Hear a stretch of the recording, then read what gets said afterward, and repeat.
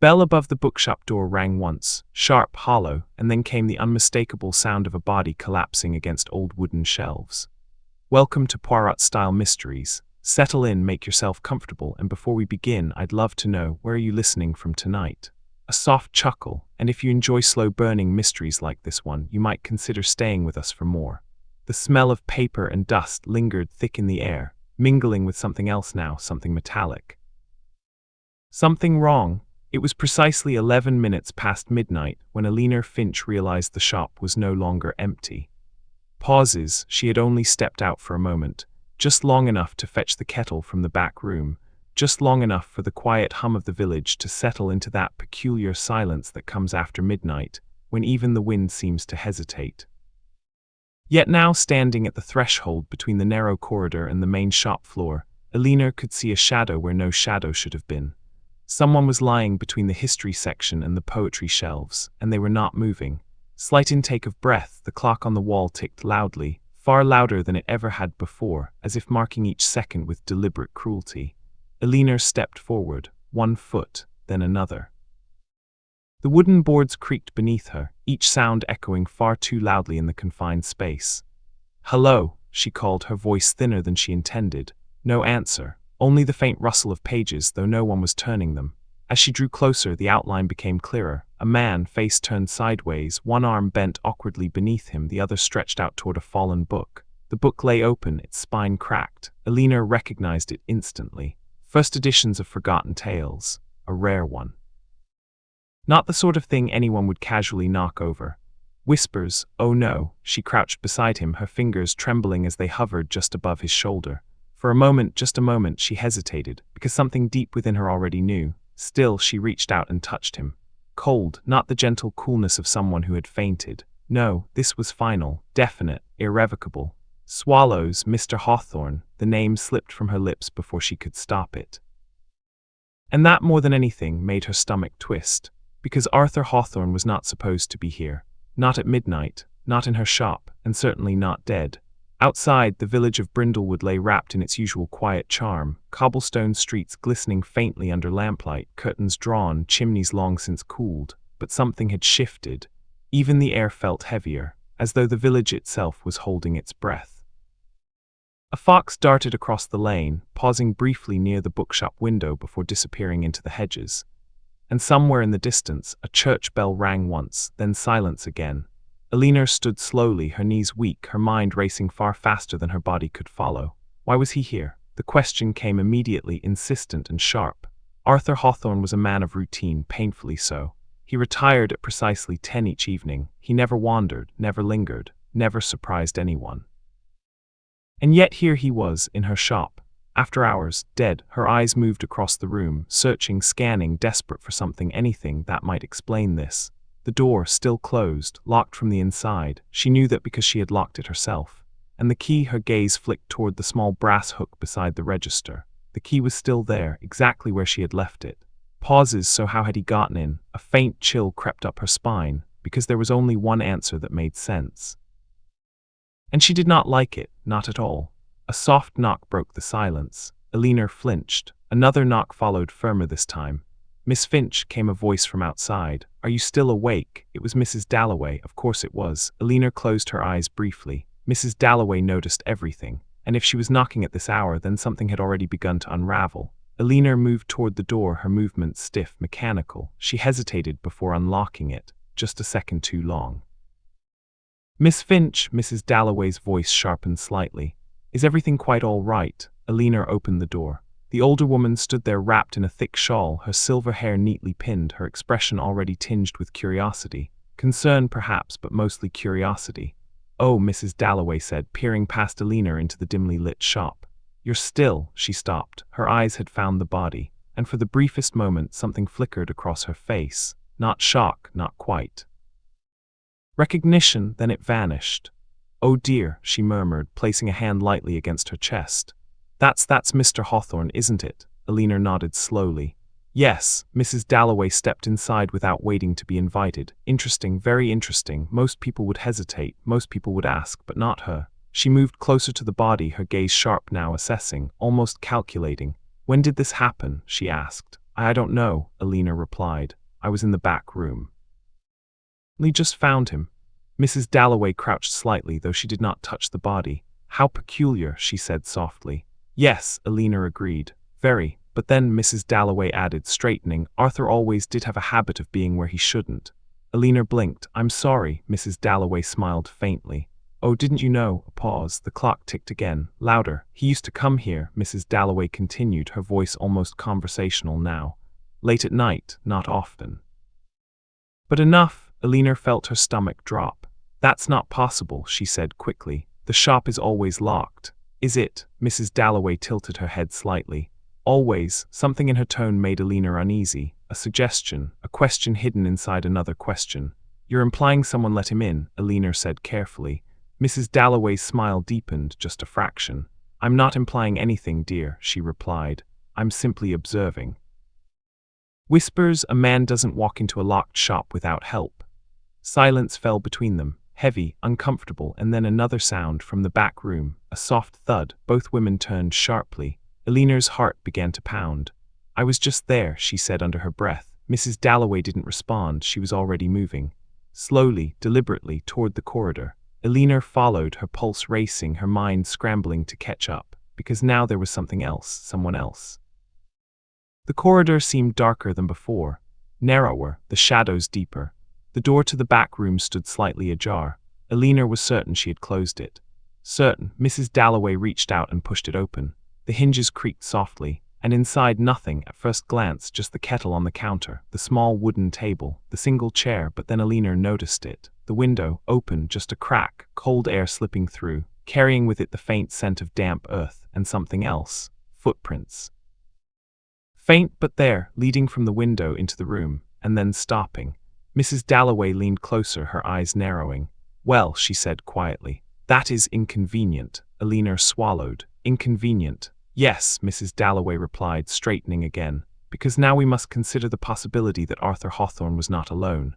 The words hung in the air, heavy, unavoidable. Alina turned back toward the shop floor, toward the still figure lying between the shelves. Her mind was already racing ahead. If someone else had been here, if someone had entered through the window, then why leave the door locked? Why not escape the same way? Unless they wanted it to look like no one had left at all. Unless they wanted, her breath caught, unless they wanted it to look like the killer was still inside. Pauses. Alina slowly turned her head. Her eyes met Mrs. Dalloway's, and for a moment, just a moment, neither of them spoke. Because the same thought had crossed both their minds, and neither of them liked it, not one bit. The silence between them did not break, it stretched thin and fragile like glass about to crack. Alina felt it first not as a thought but as a sensation, a tightening in her chest, a prickling at the back of her neck, because if the killer had not left, then one of them was not who they claimed to be. Mrs. Dalloway let out a slow breath. Softly, well, we mustn't jump to conclusions. But her eyes did not soften, they sharpened. Alina noticed that, not panic, not fear, calculation. You said you were in here, Mrs. Dalloway continued, gesturing lightly toward the back room. When it happened. Yes, and you heard nothing? No, nothing at all. Alina hesitated. A mistake, she realized it instantly, because Mrs. Dalloway's gaze flickered just for a moment toward the kettle. Alina swallowed. I thought I heard something, a sort of dull sound. But I assumed it was a book falling. Mrs. Dalloway stepped closer to the window, examining the latch. And how long were you in here? Only a few minutes. 5, perhaps, 10. No, Alina said quickly. No more than 5. Another pause, another calculation. And in those 5 minutes, Mrs. Dalloway said almost gently now, a man entered your locked shop, selected a rather specific book, collapsed or was made to collapse, and someone else possibly entered through the window. She turned slowly, without you noticing. The words were not accusatory, but they weren't kind either. Alina felt heat rise to her face. I didn't say I noticed everything, she replied a little too sharply. I said I didn't understand what I heard. Mrs. Dalloway smiled again, that same faint, knowing smile. Of course. Slight pause. Understanding is often the last thing to arrive. They returned to the shop floor together, though something had shifted between them now. A subtle distance. A careful awareness. Arthur Hawthorne's body lay exactly as before, untouched, undisturbed, too still. Elinor found herself watching Mrs. Dalloway more than the body, the way she moved, the way she paused beside the fallen book, the way her fingers hovered, not touching but close enough to suggest she wanted to. "You knew him well?" Elinor asked. Mrs. Dalloway tilted her head. "Well enough," she said, "though Arthur was not a man who encouraged closeness. That's not what I meant. I know. A beat." "Then what did you mean?" Elinor stepped closer. "I meant, did you expect to find him here?" Mrs. Dalloway didn't answer immediately. Instead, she glanced at the book again. "First editions of Forgotten Tales," she murmured. "A curious choice for a midnight visit." "You recognized it quickly," Elinor said. "Another mistake." Mrs. Dalloway's eyes flicked up. "Sharp. I do read Miss Finch," she replied lightly. "Yes," Elinor said, "but not everyone memorizes where every rare book is placed." A pause, then a soft chuckle. "Touché." But the chuckle didn't quite reach her eyes. The wind outside picked up, rattling faintly against the windows. Somewhere down the lane, a door slammed. Elinor flinched. Mrs. Dalloway did not. Instead, she crouched slightly closer this time to the body. Her gaze moved to Arthur's hand. "Interesting," she said. Elinor stepped forward. "What?" He was holding something. He was. Yes, or at least he had been. Elinor leaned closer. There was a faint indentation in the dust on the wooden floor. A shape, small, rectangular. "A note," Elinor suggested. "Perhaps, but it's gone." "Yes." Mrs. Dalloway straightened slowly. "Which means," she added, "someone removed it." Elinor's pulse quickened. "When?" Mrs. Dalloway met her gaze. "That is the question, isn't it?" A sudden realization struck Elinor. "If there was someone else here," she said slowly, "and they took something from him." "Yes." "Then they must have left after I found the body." Mrs. Dalloway raised an eyebrow. "Or before." "But the window was already open," Mrs. Dalloway finished calmly, "which means it could have been staged." Elinor frowned. "Staged?" "Yes, to suggest an intruder." "You think someone wanted us to believe that?" "I think," Mrs. Dalloway said carefully, "that someone wanted us to believe something very specific." Elinor's voice dropped. "And what is that?" Mrs. Dalloway smiled faintly. "That we should look in the wrong direction." Another sound, this time from the front of the shop. Both women turned. The bell above the door rang again. Soft, almost hesitant. Elinor's breath caught. "That door is locked," she whispered. Mrs. Dalloway's expression didn't change. "Was locked," she corrected. Slowly they moved toward the entrance. Step by step, the air felt thicker now, heavier. Elinor reached the door first. It was slightly ajar, just enough for the cold night air to slip inside. And standing in the doorway a man, tall, broad-shouldered, his coat damp with mist, Inspector Calloway. Of course, Elinor exhaled, though the relief was short-lived. "Miss Finch," he said, his voice low, steady. "I was told there was trouble." His eyes moved past her to the body. He didn't react immediately, just observed, measured. "Then I see." Mrs. Dalloway stepped forward. "Inspector," she said smoothly, "how fortunate." "Is it?" he replied. A flicker of something passed between them. Recognition, familiarity, too much familiarity.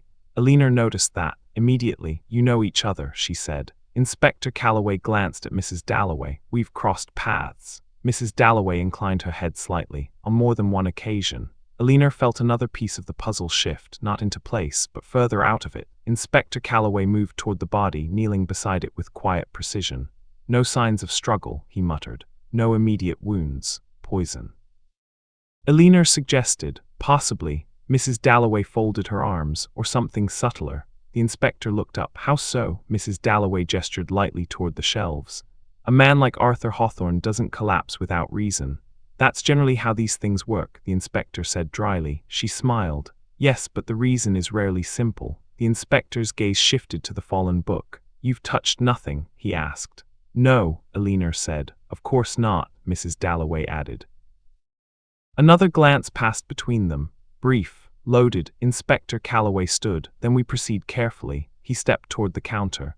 "Miss Finch," he said, "who else has access to this shop?" Elinor hesitated. The question landed harder than expected. "No one," she said. "Think carefully." "I am." Mrs. Dalloway spoke softly. "What about former employees?" Elinor turned sharply. "There are none. Regular visitors?" "No." "Anyone with a key?" "No." The inspector watched her closely.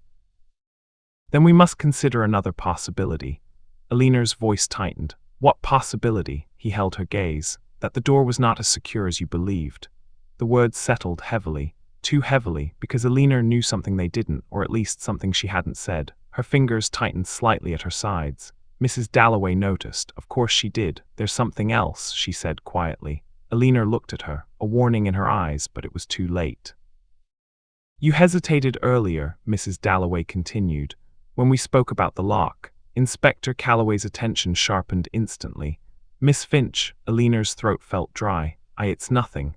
I'll decide that, he said calmly. A long pause. Then there was a duplicate key, Alina admitted. The air shifted. Was, the inspector repeated. Yes, where is it now? Alina swallowed. I don't know. Mrs. Dalloway's voice was almost a whisper. How convenient.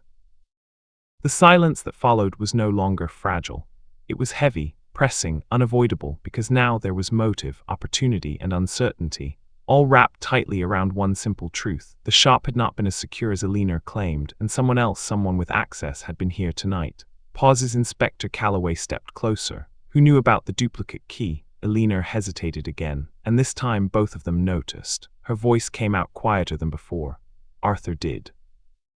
The room seemed to still, completely, because suddenly the dead man was no longer just a victim.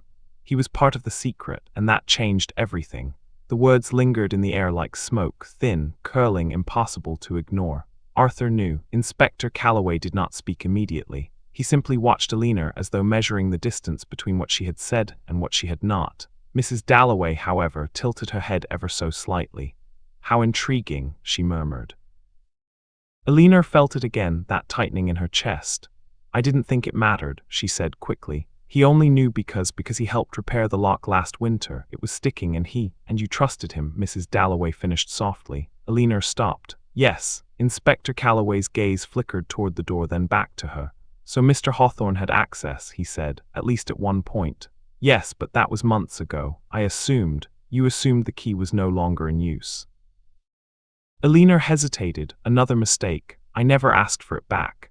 Mrs. Dalloway let out a faint breath, almost a sigh, though not quite sympathetic. No, she said quietly. One rarely does until it matters. The inspector turned toward the shelves again, his movements deliberate. If Hawthorne had a key, he said, then his presence here is no longer unusual. It still is, Alina replied. He had no reason to come here tonight. Are you certain of that? Yes, completely. Alina opened her mouth, then stopped, because certainty, she realized, had already begun to slip through her fingers. Mrs. Dalloway stepped closer to the counter, her fingers brushing lightly against its edge. Let us consider something else, she said. If Arthur let himself in, then who opened the window? Alina looked toward the back room instinctively. And why, Mrs. Dalloway added, remove whatever he was holding? Inspector Calloway nodded slowly. A staged intrusion, he said. Or an interrupted exchange. Alina frowned. Exchange? Yes, he replied. If he was holding something and it's now gone, then someone took it. After he died, or before. The clock ticked again, louder, always louder. Alina glanced at it. 11:23, only 12 minutes had passed. It felt like hours. Inspector, she said, her voice steadier now. If someone else was here, then they might still be nearby. Agreed. Mrs. Dalloway's eyes flicked toward the door. And yet, she said, no one has run, no footsteps, no sign of panic. Which suggests control, the inspector replied. Or familiarity, she countered. Their eyes met again, that same unspoken understanding. Alina felt suddenly outside of it, as though they were speaking a language she hadn't yet learned. A faint sound drifted in from outside. Footsteps, slow, measured. All three turned toward the door. Inspector Calloway moved first this time, stepping forward and pulling it open wider. A figure stood just beyond the threshold, tall, wrapped in a dark coat, hat pulled low. For a moment the lamplight obscured his face, then he stepped forward, revealing Mr. Pembroke. Alina said, startled. He removed his hat slowly, revealing neatly combed grey hair and a face that seemed permanently set in mild disapproval. I saw the light, he said, and the door ajar. His eyes moved past them to the body, and for the briefest moment he froze, not dramatically, not loudly, but undeniably. You're late, Arthur, he murmured under his breath. The words were quiet, almost too quiet, but Alina heard them, and so did Mrs. Dalloway. Inspector Calloway's gaze sharpened. Mr. Pembroke, he said, you knew the deceased. Pembroke straightened slightly. Yes, he said, of course. Care to explain what you meant just now? Pembroke blinked. Just now, you said you're late, Arthur. A pause, then a small, controlled smile. Did I? He said lightly. Old habits, I suppose. We used to meet from time to time. Alina's heart skipped. Meet, she repeated. Yes, here. Pembroke hesitated, just a fraction too long. Occasionally, Mrs. Dalloway let out a soft, almost amused breath. Well, she said, that complicates things. Inspector Calloway stepped closer. What sort of meetings? Pembroke's expression tightened slightly. Private ones. I don't see how that's relevant. The inspector's tone cooled. A man is dead in a locked shop, Mr. Pembroke. Everything is relevant. Another pause, longer this time. Pembroke glanced at Alina, then at Mrs. Dalloway, then back to the inspector. Business, he said finally. What kind of business? Personal, Mrs. Dalloway chuckled softly. Men always say that when they mean the opposite. Pembroke's jaw tightened. I'm sure you do, she interrupted gently. Alina stepped forward. You never told me, she said. Pembroke looked at her. I didn't think it concerned you. It's my shop. Yes, he said, and yet it wasn't always your secrets being kept here. The words landed heavily, too heavily. What does that mean? Alina asked, but Pembroke didn't answer. Instead, he looked toward the shelves, toward the fallen book, and something in his expression shifted. Recognition. Again, another one. You've seen it before, Alina said. Pembroke's lips pressed into a thin line. No, don't lie. I'm not. Mrs. Dalloway stepped closer. Oh, but you are, she said softly, just not very convincingly. Inspector Calloway raised a hand slightly. Enough, he said. We'll proceed one at a time. He turned to Pembroke. When did you last see Mr. Hawthorne? Yesterday afternoon. Where? At the post office. Did you arrange to meet him tonight? No. Are you certain? Yes. The answer came too quickly, too cleanly. Alina noticed, and so did Mrs. Dalloway. And yet, the inspector continued, you just implied you had meetings here. I said occasionally. When was the last time? Pembroke hesitated again. A week ago. About business. Yes. What kind? Pembroke exhaled slowly. Collectibles. Alina frowned. Books, among other things. Mrs. Dalloway's eyes lit faintly. Ah, she said, now we're getting somewhere. Collectibles, the inspector repeated, meaning rare items. Yes, bought or sold, both, and Mr. Hawthorne was involved. Yes, Alina felt a cold realization settle in. That book, she said quietly. The one he was reaching for. Pembroke didn't respond, but he didn't need to. Mrs. Dalloway stepped closer to the shelves. You were here tonight, she said. Pembroke looked at her sharply. No, you knew he would be here. I didn't. You expected him. I did not. Each answer came faster, more strained. You called him, she pressed. No, you arranged something. No, you're lying. I am not.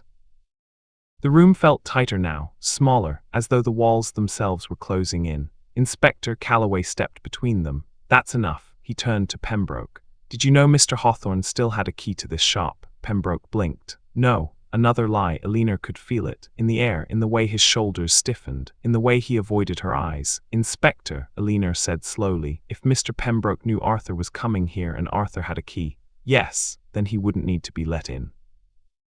No, the inspector agreed. And if something went wrong, Mrs. Dalloway finished the thought, then the one who knew he was coming would have the most to lose. Silence. Pembroke swallowed. We're suggesting nothing, the inspector said calmly. We're observing. Another gust of wind rattled the windows. This time the back room door creaked slightly. Alina turned instinctively, and then she saw it, something she had missed before, on the edge of the counter, a faint mark, circular. As though something had been placed there recently.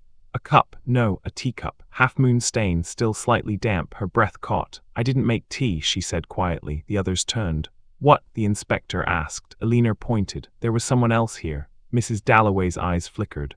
Or, she said softly, someone stayed longer than expected. Alina stepped closer to the counter. Her fingers hovered just above the stain, still warm, impossible. Unless they were here just before I came out, she whispered. Inspector Calloway's voice dropped, or just after. Alina turned slowly, looking at each of them in turn.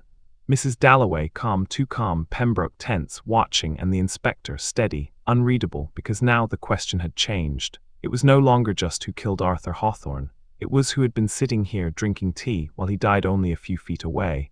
Pauses, and more importantly, why had they stayed? The question did not settle. It lingered, sharp and restless, like a draft slipping beneath a door that refused to stay shut. Why stay? Alina's eyes remained fixed on the faint teacup stain, her thoughts turning over themselves faster now, no longer orderly, no longer cautious. Because leaving would have been easier, cleaner, safer, and yet someone had remained, close enough to pour tea, close enough to wait, close enough to watch. Swallows that cup, Inspector Calloway said slowly, stepping beside her. Certain it isn't yours. I haven't made tea tonight, Alina replied. I was about to, but I never did. Mrs. Dalloway's gaze flickered toward the kettle in the back room. And yet the kettle was warm, she murmured. Alina turned sharply. No, it wasn't boiling, just sitting there. Warm enough to use, Mrs. Dalloway asked. I suppose, then perhaps, Mrs. Dalloway said almost thoughtfully, someone helped themselves. Pembroke shifted uncomfortably. That's absurd, he muttered. Who would calmly make tea in the middle of this? Mrs. Dalloway glanced at him. A person who wasn't afraid. Inspector Calloway added quietly, or a person who didn't feel threatened.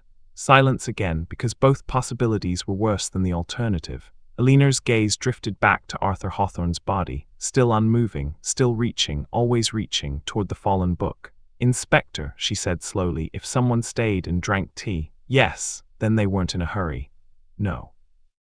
And if they weren't in a hurry, Mrs. Dalloway finished again, her voice soft, then whatever happened here went according to plan. Pembroke let out a sharp breath. That's speculation. Of course it is, Mrs. Dalloway replied. Everything is at this stage. But some speculations, the inspector added, are more useful than others. A faint ticking sound cut through the air again, not the clock, something else. Irregular, soft. Alina frowned. Do you hear that? All three paused, listening. Tick. Tick, tick, it was coming from somewhere behind the counter. Inspector Calloway moved first, stepping around and crouching slightly. He reached beneath the counter, then paused. Interesting, he said. What is it? Alina asked. He pulled out a small object, metal, circular, a pocket watch, old, elegant, and still ticking. Alina's breath caught. That's not mine. Pembroke stepped forward abruptly. That's Arthur's. All eyes turned to him. You're certain? The inspector asked. Yes, Pembroke said. He carried it everywhere, said it kept better time than anything modern. Mrs. Dalloway's lips curved faintly. And yet, she said, it's no longer in his pocket. Inspector Calloway turned the watch over in his hand, which means someone removed it. Or he dropped it, Alina said. The inspector shook his head slightly. No, he said, this was placed here. How can you tell? Because it's wound. A pause. So, Pembroke said. So, the inspector continued, if it had fallen during a struggle, or even during a collapse, it wouldn't have been rewound afterward. The implications settled slowly. Someone had taken the watch, wounded it, and placed it beneath the counter, after Arthur had already fallen. Alina felt her stomach tighten. That makes no sense, she whispered. Mrs. Dalloway tilted her head. On the contrary, she said, it makes perfect sense if one considers intention. Intention to do what? Alina asked to send a message. Inspector Calloway nodded slightly. Or to alter the timeline. Pembroke frowned. What timeline? The inspector held up the watch. This stopped briefly before being rewound. See the slight hitch in the second hand? They leaned closer. It was subtle, but there, a hesitation, a stutter. If we determine when it stopped, the inspector continued, we may determine when something interrupted it. Alina's voice was quiet. When he died, possibly.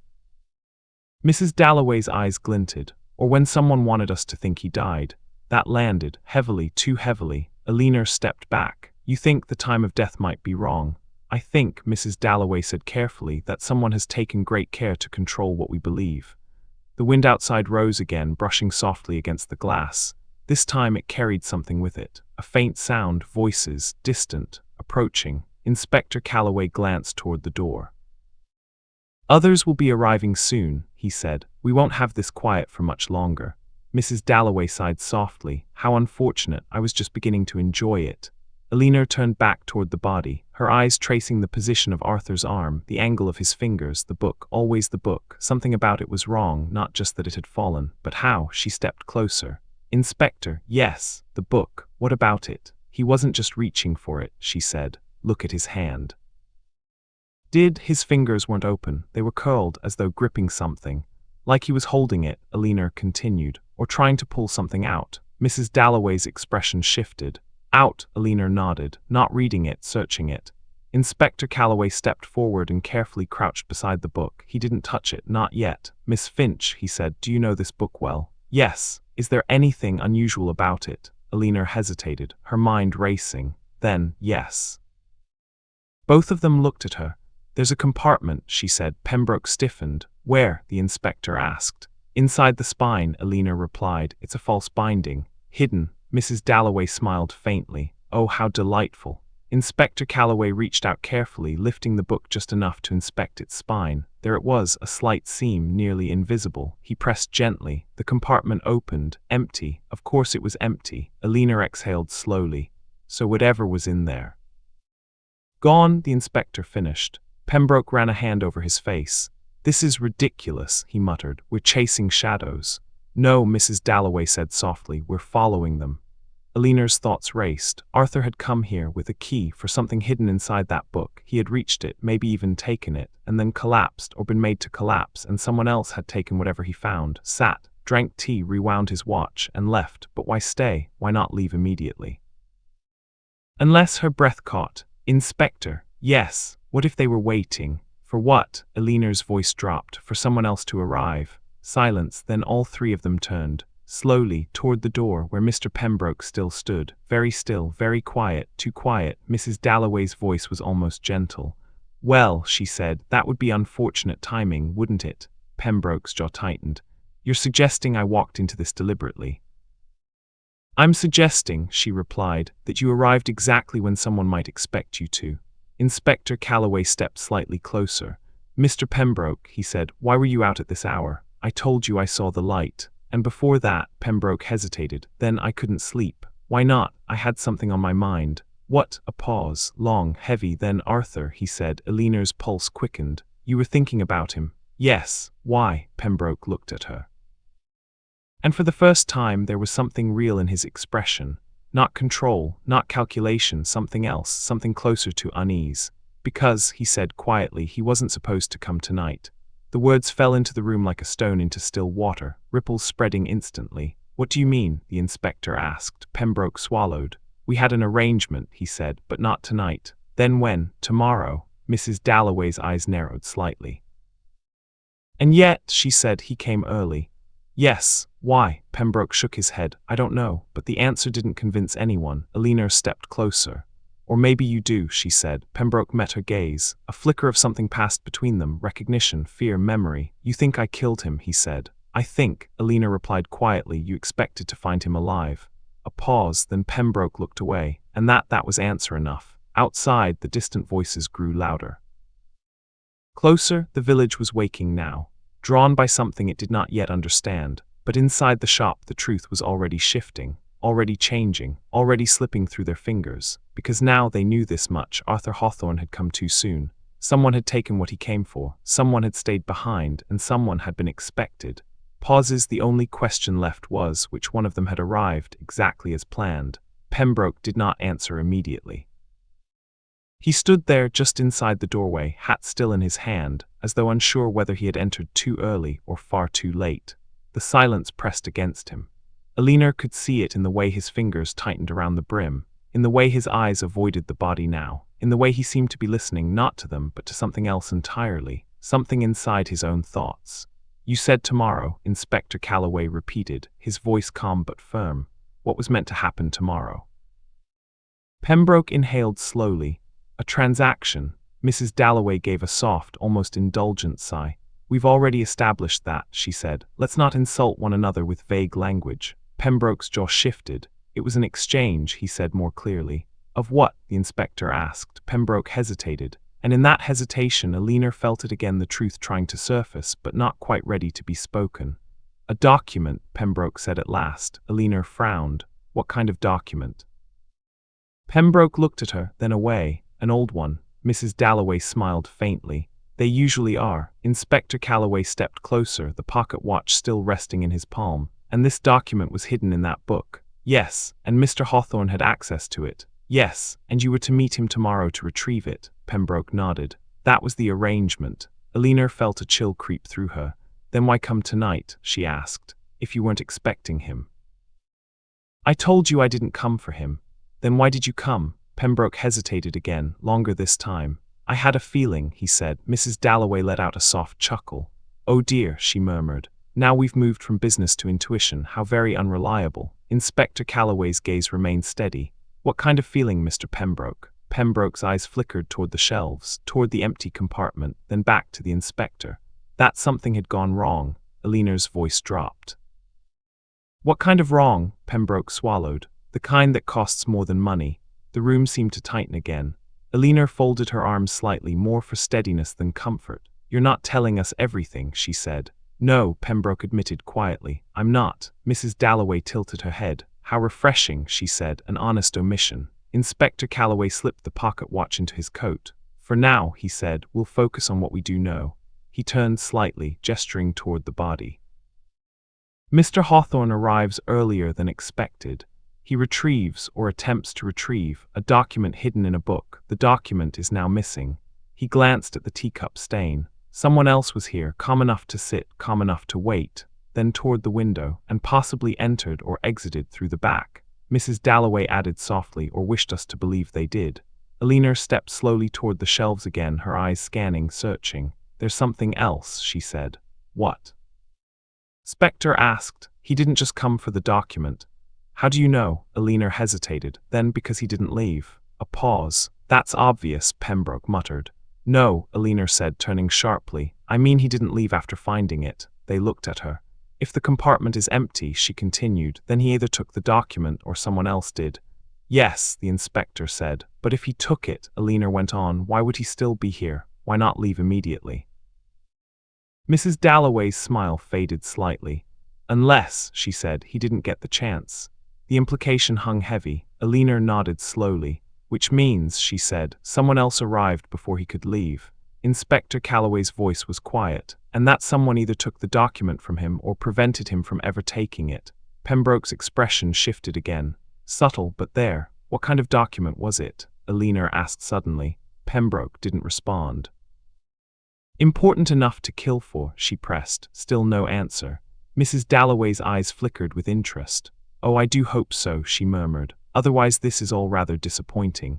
Inspector Calloway turned back to Pembroke. You will answer the question. A long pause, then. It was a ledger, Pembroke said quietly. Eleanor blinked. A ledger, yes. Of what? Pembroke exhaled slowly. Transactions. Mrs. Dalloway's gaze sharpened. What kind of transactions? Pembroke met her eyes. The hesitation returned, but thinner now, more fragile. Private ones. Mrs. Dalloway smiled again. Still vague. Inspector Calloway's tone cooled. Illegal ones. Pembroke didn't answer, which was answer enough. Eleanor felt her stomach tight. So Arthur was involved. Yes. And you? Pembroke didn't respond. Again answer enough. The wind outside shifted, this time carrying clearer voices. Closer now. Lantern light flickered faintly through the window. The village was coming, and with it noise. Confusion, interruption. Time was running out. We need to understand something quickly, Eleanor said, her voice lower, more urgent.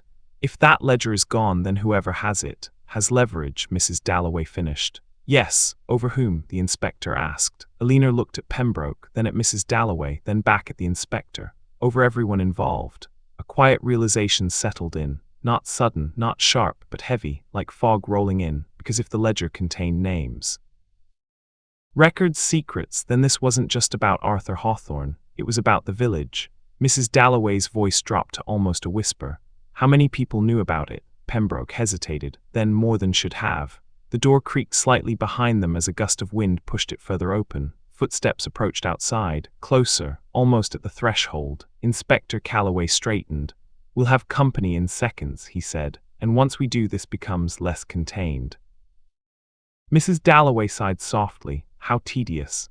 Eleanor's thoughts raced. The ledger, the tea, the watch, the window. None of it felt separate anymore. It was all connected, tightly, deliberately, and someone had already moved ahead of them. Inspector, she said suddenly. Yes, if someone took the ledger and stayed long enough to drink tea. Yes, then they weren't afraid of being discovered. No, and if they weren't afraid, Mrs. Dalloway finished again, her voice calm and certain. Then they knew exactly who would find them. Silence, a heavy, suffocating silence, because that narrowed things drastically. Eleanor turned slowly, her eyes moving from one face to the next. Inspector Calloway, Mrs. Dalloway, Mr. Pembroke, 3 people, 3 possibilities, 3 stories, none complete, and then something clicked, not loudly, not dramatically, but enough. Eleanor's gaze shifted past them, to the counter, to the teacup stain, to the faint ring beside it, another mark, fainter, smaller. Almost missed, but not quite. A second cup, her breath caught. There were two, she said. What? The inspector asked. Two cups. They followed her gaze. There it was, subtle but undeniable. Mrs. Dalloway's expression changed, for the first time, truly changed. Well, she said quietly, that complicates things further. Eleanor's voice dropped to a whisper. No, she said, it clarifies them. Because now it wasn't one person sitting calmly in the shop, it was two people, 2 cups of tea. Two individuals who had stayed, while Arthur Hawthorne lay dying. And suddenly the room felt much smaller, because one of them might still be here. Pauses, or worse, they might already be standing among them. The realization did not arrive all at once. It crept in, slow and deliberate, like fog pressing against the windows until the outside world disappeared entirely. 2 cups, 2 people, and neither of them had rushed. Eleanor felt her pulse in her throat now, each beat louder than the ticking clock, louder than the wind, louder than the approaching footsteps outside. 2, Inspector Calloway repeated quietly, his gaze fixed on the counter. You're certain? Eleanor nodded, though her eyes never left the faint second ring. It's lighter, she said, as if it was placed after the first or lifted sooner. Mrs. Dalloway stepped closer, her expression no longer amused. Or, she murmured, used by someone more careful. Pembroke shifted again. This proves nothing, he said quickly. 2 cups could mean anything. Could it? Mrs. Dalloway asked softly. Yes, it could mean someone made tea earlier or yesterday, or no, Eleanor interrupted. All eyes turned to her. The surface was wiped this evening, she said. I always do it before closing, those marks are fresh. A pause, then they were sitting together, she added. The implications settled heavily. Not just presence, not just opportunity, but conversation. Time, intent, Inspector Calloway's voice dropped. Then we are no longer looking for a single intruder. No, Mrs. Dalloway agreed. We are looking for a meeting. Pembroke shook his head. That's absurd. Why would anyone meet here at midnight? Eleanor answered before anyone else could, because no one would expect it. The footsteps outside grew louder, voices now murmuring, curious, drawn by light, by instinct, by something they couldn't yet name. The village was waking, and with it complications. We have very little time, the inspector said quietly, so let's be precise. He turned to Eleanor. Miss Finch, apart from Mr. Hawthorne and Mr. Pembroke, who else knew about this book? Eleanor hesitated. Then no one, she said. Mrs. Dalloway tilted her head. Are you certain? Yes, completely. Eleanor opened her mouth and stopped, because something flickered, a memory, brief, uncomfortable. She began. Inspector Calloway's gaze sharpened. Yes, Eleanor swallowed. There was someone, she admitted. The air shifted instantly. Who? The inspector asked. Eleanor looked toward the shelves, then back at him. Thomas Reid. Pembroke's head snapped up. Reid, he said sharply. Mrs. Dalloway's eyes narrowed. The clockmaker, Eleanor nodded. He came in last week, asked about rare bindings. I showed him a few, including that one. Inspector Calloway's voice remained steady. And the hidden compartment. I didn't mention it, Eleanor said quickly. But he handled the book. Mrs. Dalloway's tone was soft. Carefully. Yes, too carefully. Eleanor hesitated. Perhaps. Pembroke exhaled sharply. This is ridiculous. Reid has no connection to any of this. Are you certain? The inspector asked. Yes. How well do you know him? Well enough. Mrs. Dalloway gave a faint smile. People often say that just before they discover they don't. Eleanor's thoughts raced. Thomas Reid. Quiet, observant, always listening more than speaking. She remembered the way his fingers had lingered on the spine of that book. The way he had asked, so casually, do you ever hide things in places like this? At the time she had laughed. Now it didn't feel like a joke. Inspector, she said slowly, if he knew or even suspected. Yes, then he could have come here tonight. Through the window, Mrs. Dalloway added. Or with the key, Pembroke muttered. All three turned to him. What? He said defensively. You're assuming he had access, the inspector replied. I'm saying it's possible. Based on what? Pembroke hesitated. Then Arthur spoke to him, he said. Eleanor blinked. When? Recently. About what? I don't know. Mrs. Dalloway's voice slipped in, quiet and precise. But you know there was something. Pembroke didn't answer. Again, answer enough. The door shifted slightly as a stronger gust of wind pushed it wider. Voices just outside now. Closer. Too close.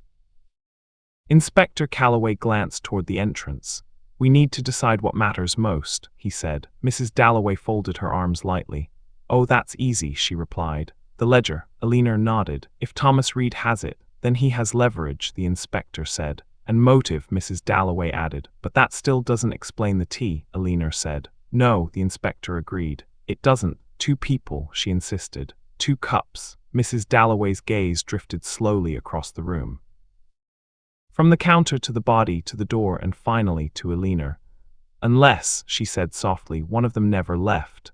The words landed with quiet precision, too precise. Alina felt the air shift again, not physically, but something deeper, something instinctive. Inspector Calloway's voice was calm. Mrs. Dalloway, yes. Are you suggesting? I'm suggesting nothing, she interrupted gently. Merely observing. Her eyes flicked toward Pembroke, then back to Alina. 2 cups, she repeated.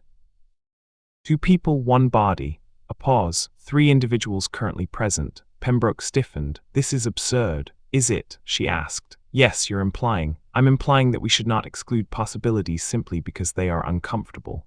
Alina felt her throat tighten, because now the circle had closed, not around the village, not around some unseen intruder, but around them, inside the shop, inside the moment. Inspector Calloway stepped forward slightly. Let us be very clear, he said. No one leaves. The words were firm, final, even as voices murmured just beyond the door. Alina's mind raced. Thomas Reid, the ledger, the tea, the watch, the window, it all pointed outward. And yet something kept pulling it back into the room, back into this moment. Inspector, she said slowly. Yes, if 2 people were sitting here drinking tea, yes, then they were talking. Agreed. And if they were talking, Mrs. Dalloway finished, her voice barely above a whisper. Then one of them knew exactly what was about to happen. Silence, heavy, unavoidable. Alina turned, slowly, her eyes moving from one face to another. Searching, measuring, questioning. Pembroke tense, defensive, watching too closely. Mrs. Dalloway calm, too calm, almost prepared. Inspector Calloway steady, observing everything, revealing nothing. And then another thought, sharp, sudden, unwelcome. Inspector, Alina said. Yes. The bell, he frowned slightly. What about it? It rang, she said, when I first came out. Yes, but if Arthur used a key, the realization hit all at once, he wouldn't have triggered it. Mrs. Dalloway's eyes widened slightly, just slightly. Unless, she said, unless someone else opened the door, Alina finished. Inspector Calloway's gaze shifted toward the entrance. The bell rang, he repeated. Yes, after you were already inside. Yes. A pause, then that means, he said slowly, someone entered. After Arthur, Alina added. And before you returned, Mrs. Dalloway said. The timeline shifted again, not outward, but tighter, more precise. Alina's voice dropped. So whoever rang that bell was here with him, the inspector finished. 2 cups, 2 people, 1 arrival through the door, 1 possible entry through the window, and suddenly the neat assumptions began to fracture. Which means, Alina whispered, they didn't come together. Mrs. Dalloway's smile returned, but this time it wasn't warm. No, she said softly. They arrived separately. Inspector Calloway nodded slowly. One came for the ledger. And the other, Alina asked. Mrs. Dalloway's eyes met hers. Perhaps, she said, for Arthur. The voices outside grew louder, hands brushed against the door. Shadows shifted beyond the glass, but inside the truth had taken another step forward. Because now they knew Arthur Hawthorne had not been alone, he had not been surprised, and he had not been the only one with a purpose. 2 visitors, 2 intentions. 1 death, and somewhere between those 2, the truth was waiting. Pauses quietly, patiently, just beyond reach. The murmur outside swelled, voices overlapping, uncertain, drawn toward the glow of the bookshop like moths circling a flame. But inside, the air had gone unnaturally still. 2 visitors, 2 intentions. And now one of them, perhaps both, had already shaped the story before anyone else could understand it. Alina felt the weight of that realization settle deep in her chest. They didn't come together, she repeated, quieter now, as if saying it again might force it into something solid, something certain.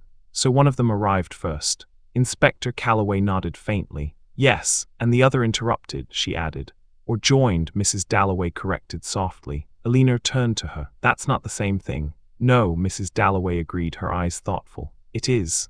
A knock came at the door, firmer now, insistent. Miss Finch, is everything all right in there? A man's voice called. Alina recognized it. Mr. Wilkes, the grocer, too observant for this hour, too early for interference. Inspector Calloway didn't look away from the room. Ignore it. The knock came again. Louder, Alina lowered her voice. If one arrived first, then they would have made the tea. Yes, the inspector said. And the second would have found them already here, Mrs. Dalloway finished. Pembroke shook his head. You're building a story out of stains and guesses. Mrs. Dalloway glanced at him.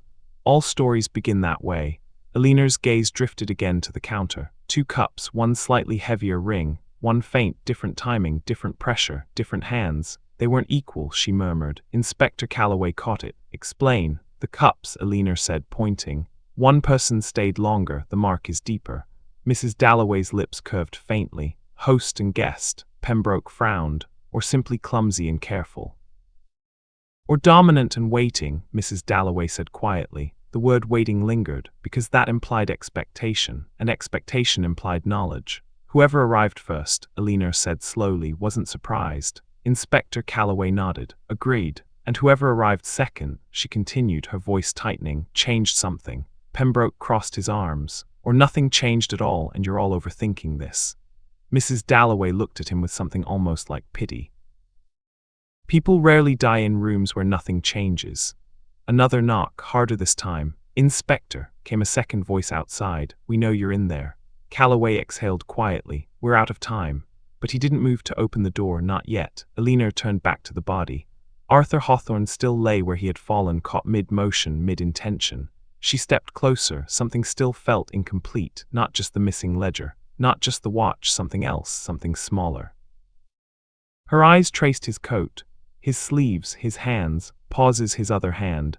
Inspector, she said suddenly. Yes, you said no signs of struggle. That's correct, but look at this. She pointed. Arthur's left cuff, slightly twisted, more than the right, as if someone had held it. Calloway stepped closer, crouching. He leaned in carefully. You're right, he murmured. Mrs. Dalloway joined them, her gaze sharp. Not a struggle, she said. A restraint, Pembroke scoffed.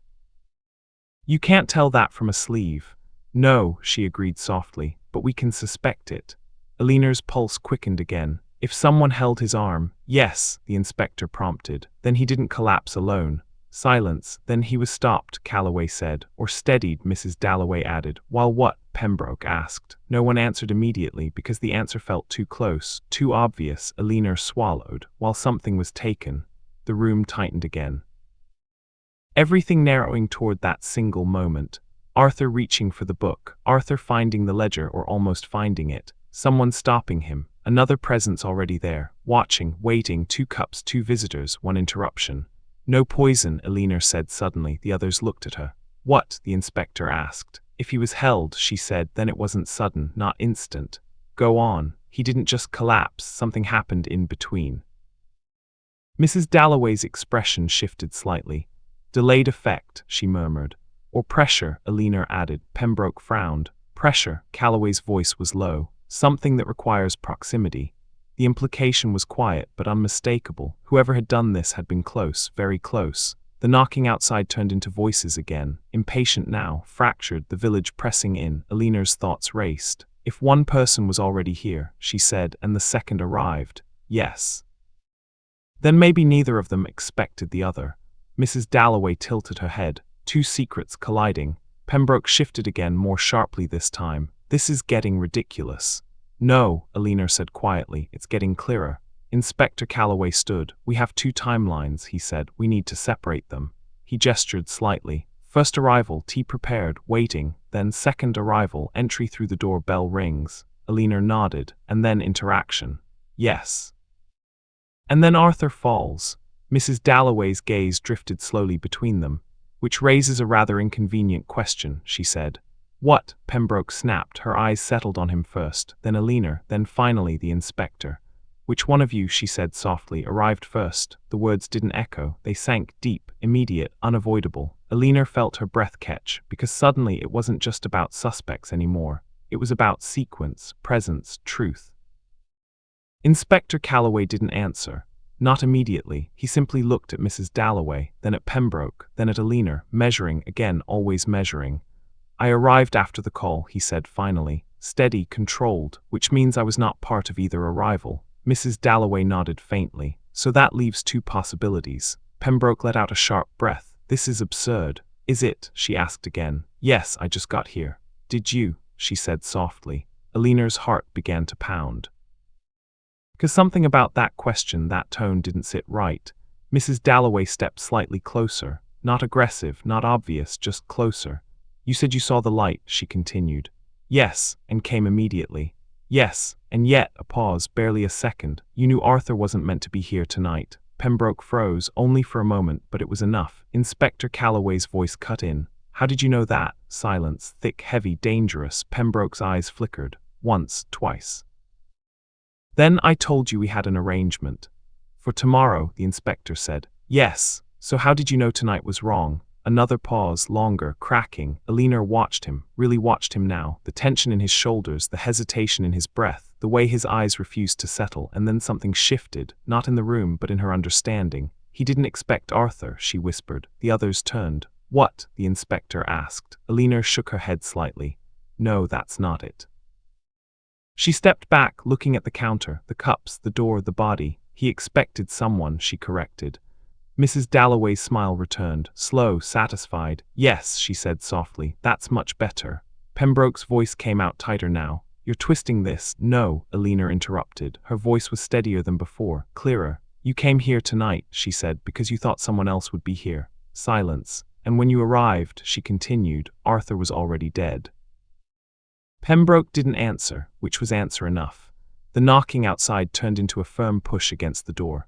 Inspector were coming in. But inside, everything had changed again, because now they weren't just asking who killed Arthur Hawthorne. They were asking who had he been waiting for before he died. The door shuddered under the force of another push, the latch straining, wood creaking in protest, but still Inspector Calloway did not move to open it.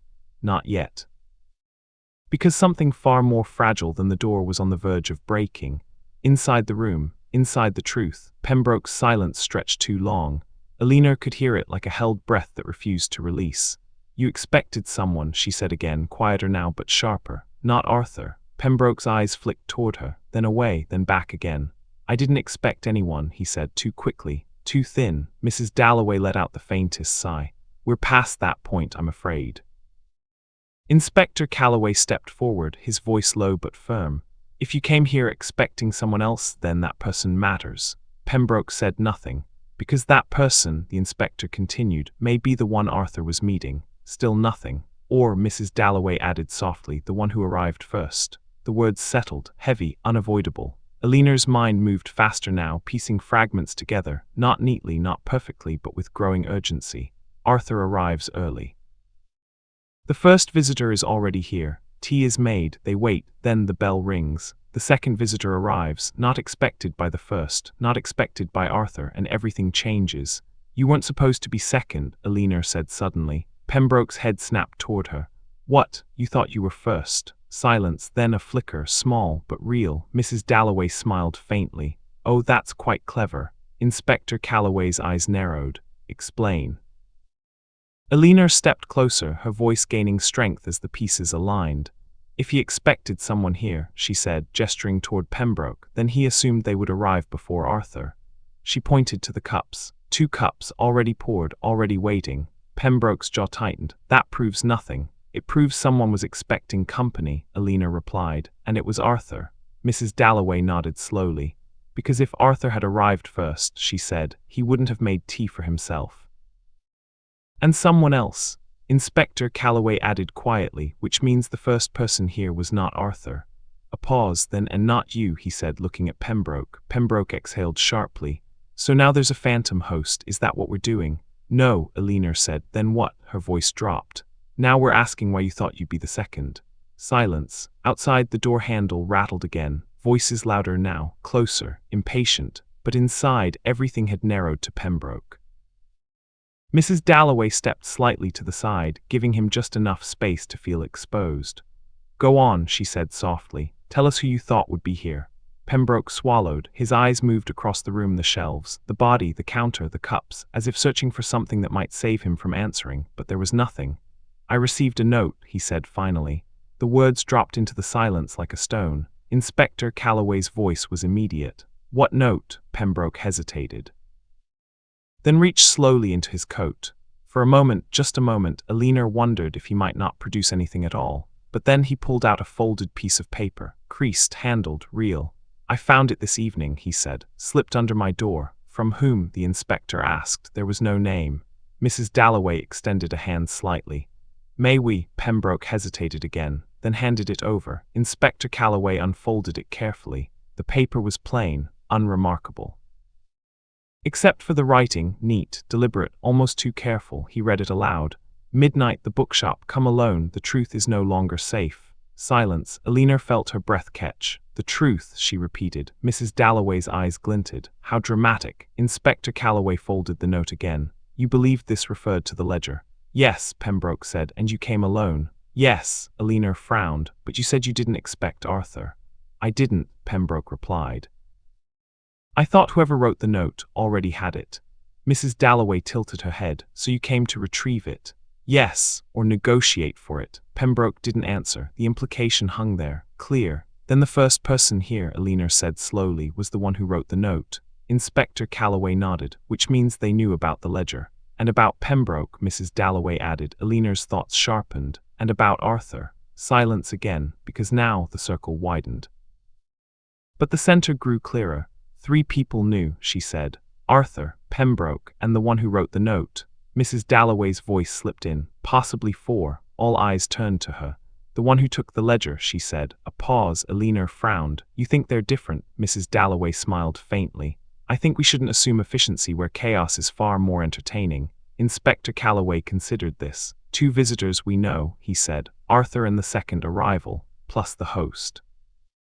And possibly, Mrs. Dalloway added, a thief. Pembroke shook his head. This is spiraling. No, Alina said quietly, it's focusing. She turned slowly, her gaze sweeping the room again. The pieces were no longer scattered. They were circling something, closing in. The host made the tea, she said. Waited, wrote the note. Inspector Calloway added, expected Pembroke. Mrs. Dalloway continued, but received Arthur first. And then, Alina said, her voice tightening, everything changed. Silence, because that moment, that exact moment, was where the truth lived.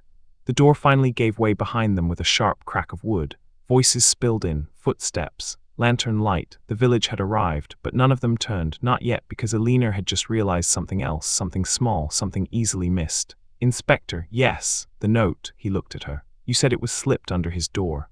Yes, Alina nodded slowly, and it said, come alone. Yes. She glanced at Pembroke, then back at the inspector. But Arthur came too.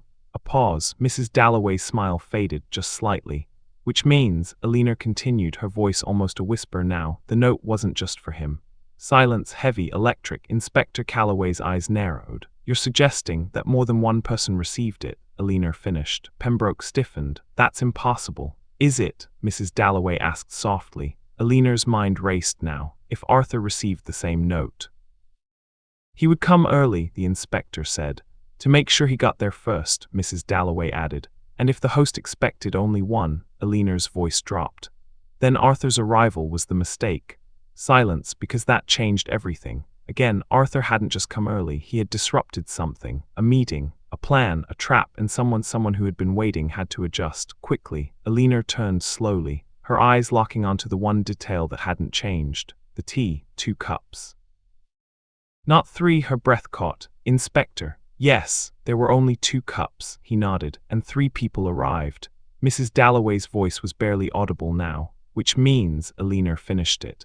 One of them wasn't meant to sit. Silence, and in that silence the shape of the truth began to emerge. Not fully, not clearly, but enough, because now they weren't just asking who killed Arthur Hawthorne, they were asking who had been invited and who had never been meant to leave.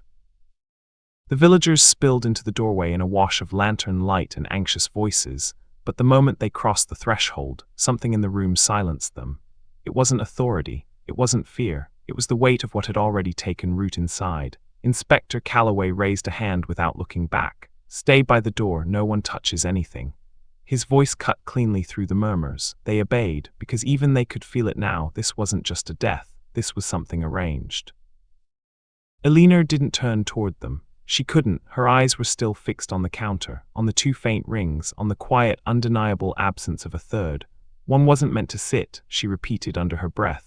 Mrs. Dalloway stood very still beside her, her expression no longer amused, no longer curious, only focused. Yes, she said softly, and that tells us something rather important. Inspector Calloway glanced between them. What? Mrs. Dalloway's gaze moved slowly across the room. The host prepared for one guest, she said. 1 cup for themselves, 1 for the expected arrival. Alina nodded faintly. Pembroke, she said. Pembroke stiffened. That's an assumption. It's the only one that fits, Alina replied. You received the note. You came alone. You were expected. Inspector Calloway added quietly, which means the first person here was waiting for you. Pembroke's voice tightened. Then explain Arthur. A pause, a shift. Because now Arthur no longer fit neatly anywhere. Mrs. Dalloway's eyes flickered toward the body. Arthur, she said, was the interruption. The word settled, not visitor, not participant, interruption. Alina felt it click deeper.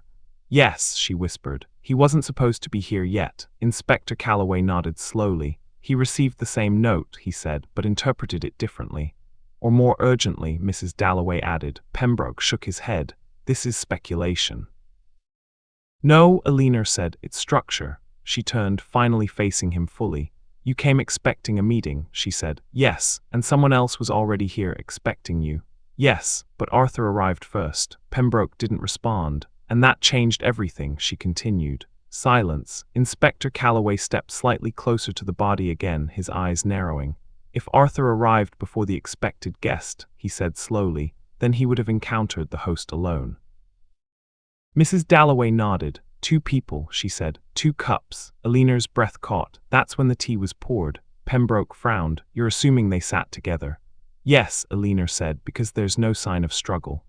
Inspector Calloway added, which suggests conversation. Mrs. Dalloway's voice softened. Or negotiation. The word lingered. Heavy. Alina's mind raced. Arthur arrives early, finds the host. They sit. They talk. Perhaps about the ledger. Perhaps about something worse. And then, she said slowly, the bell rings. All eyes turned instinctively toward the door. The second arrival, Inspector Calloway said. Pembroke, Mrs. Dalloway added. Pembroke's jaw tightened. I already told you. Yes, she interrupted gently. You arrived. Alina stepped closer again, her voice quieter now but steadier than ever.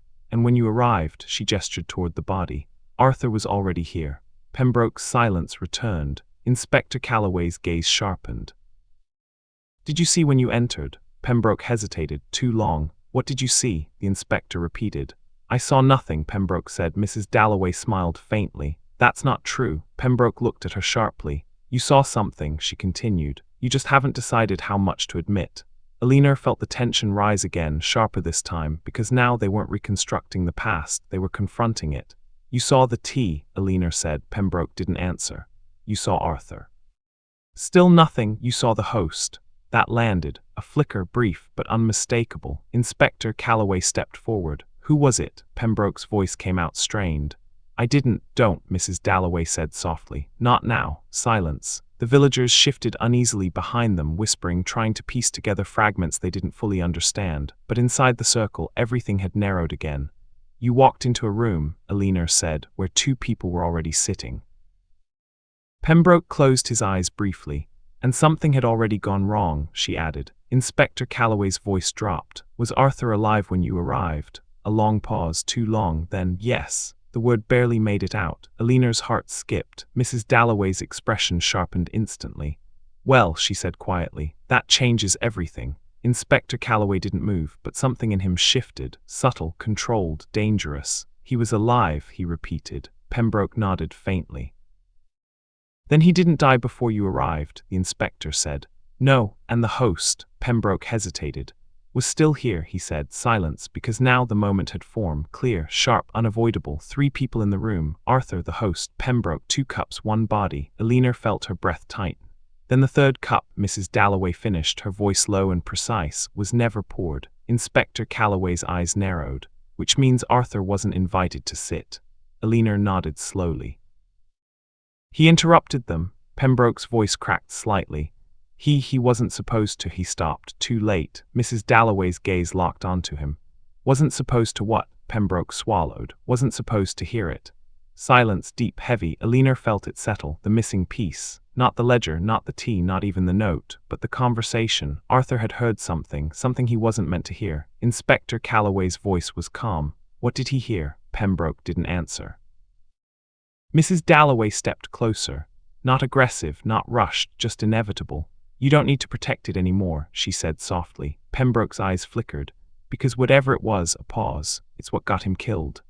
The room fell completely still. Even the villagers behind them stopped whispering, because now they were no longer chasing shadows, they were standing inside the moment itself. Arthur arrives early, finds the host, sits, listens, learns something. The bell rings, Pembroke arrives.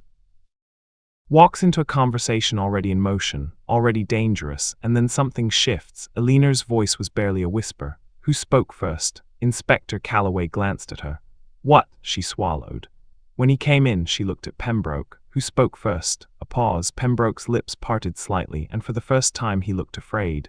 She did, he said. The word hung there, soft, precise, unmistakable. Eleanor's heart dropped. She, the inspector repeated. Pembroke nodded slowly.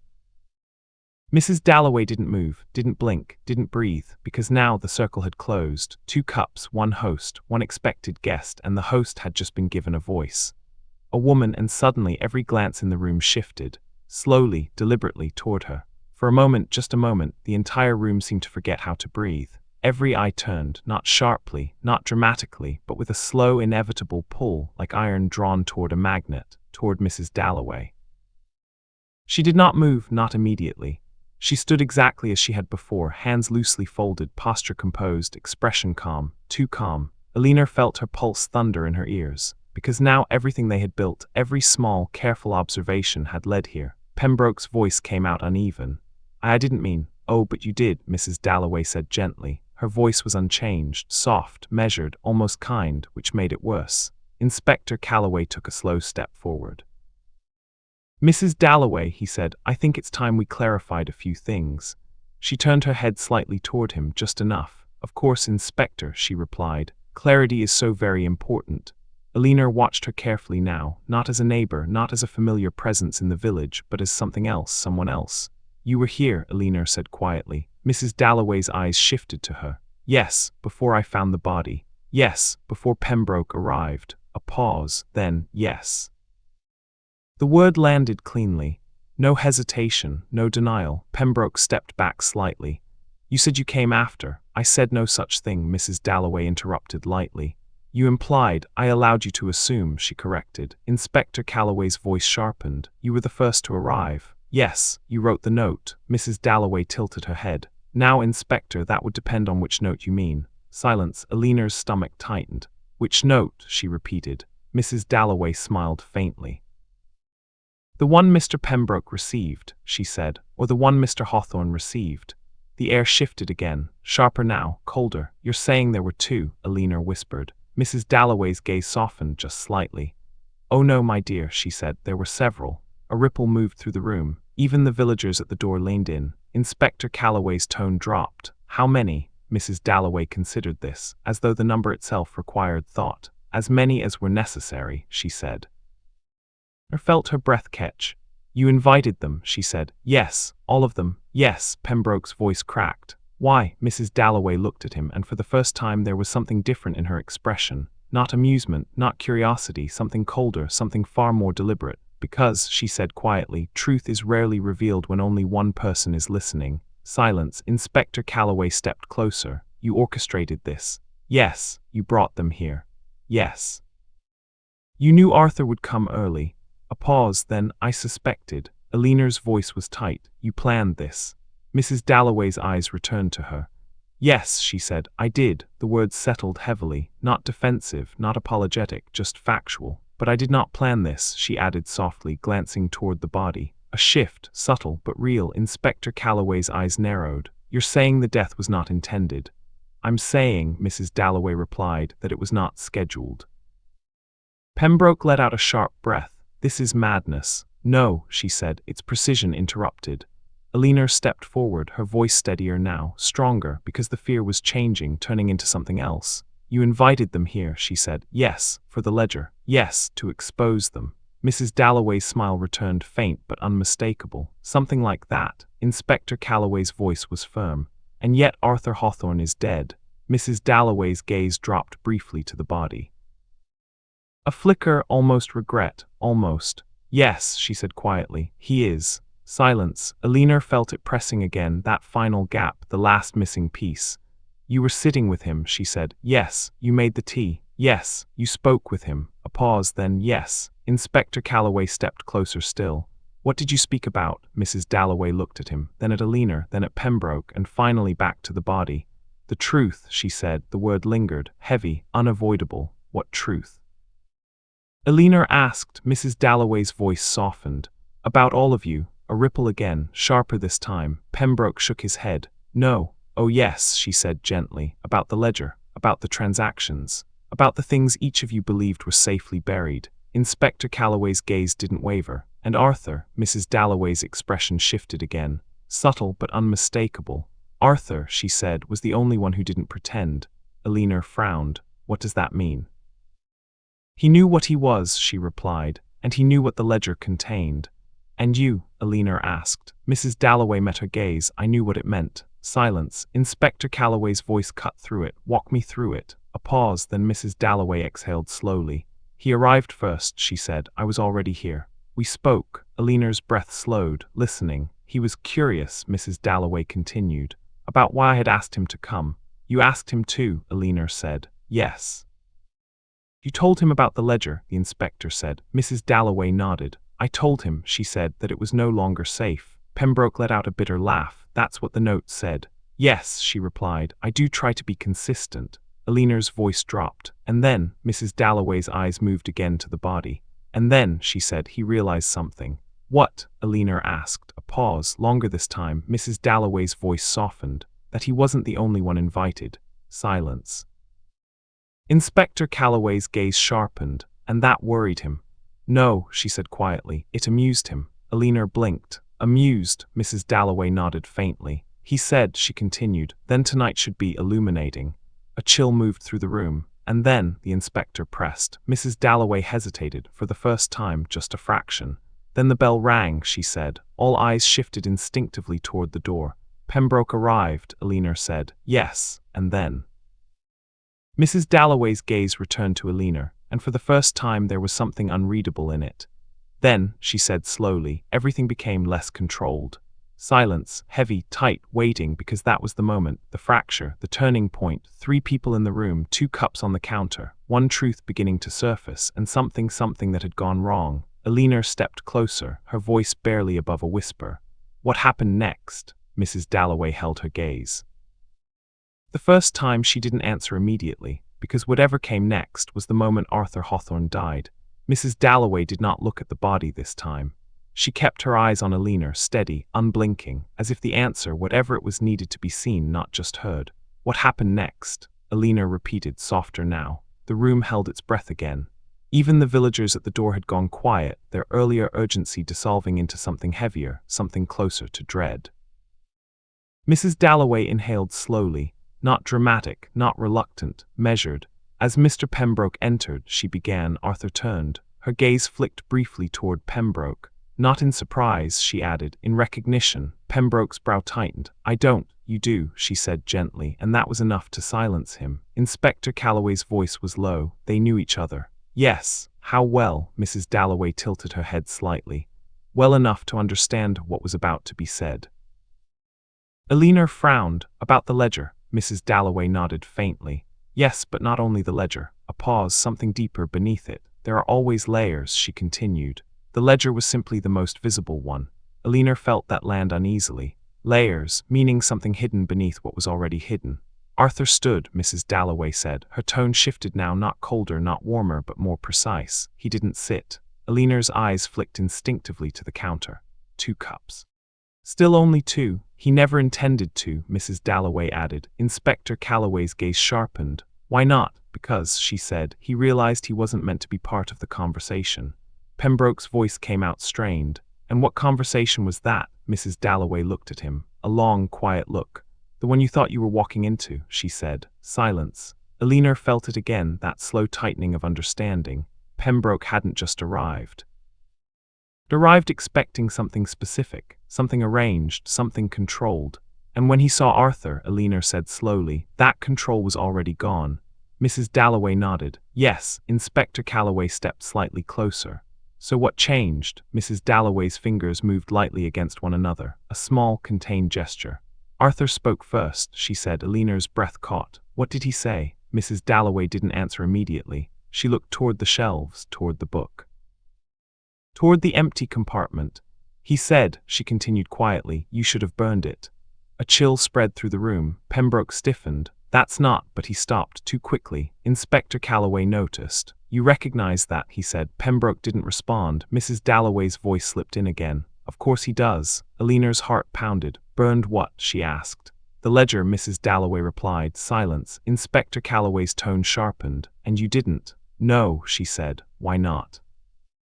Mrs. Dalloway's eyes returned to Eleanor. Because destruction, she said softly, removes consequence.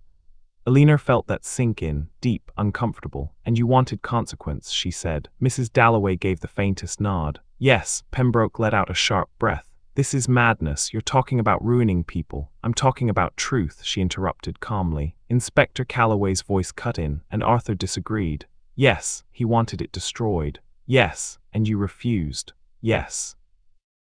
A pause, then what did Pembroke say? Eleanor asked. Mrs. Dalloway looked at him again. He said nothing at first, she replied. He listened. Pembroke's jaw tightened. He always does, she added. Eleanor noticed that, the tone not mocking, not quite, but familiar, too familiar. And then, Eleanor pressed. Mrs. Dalloway exhaled softly. And then Arthur did something unexpected. Inspector Calloway leaned slightly forward. What? He moved toward the book. All eyes shifted again.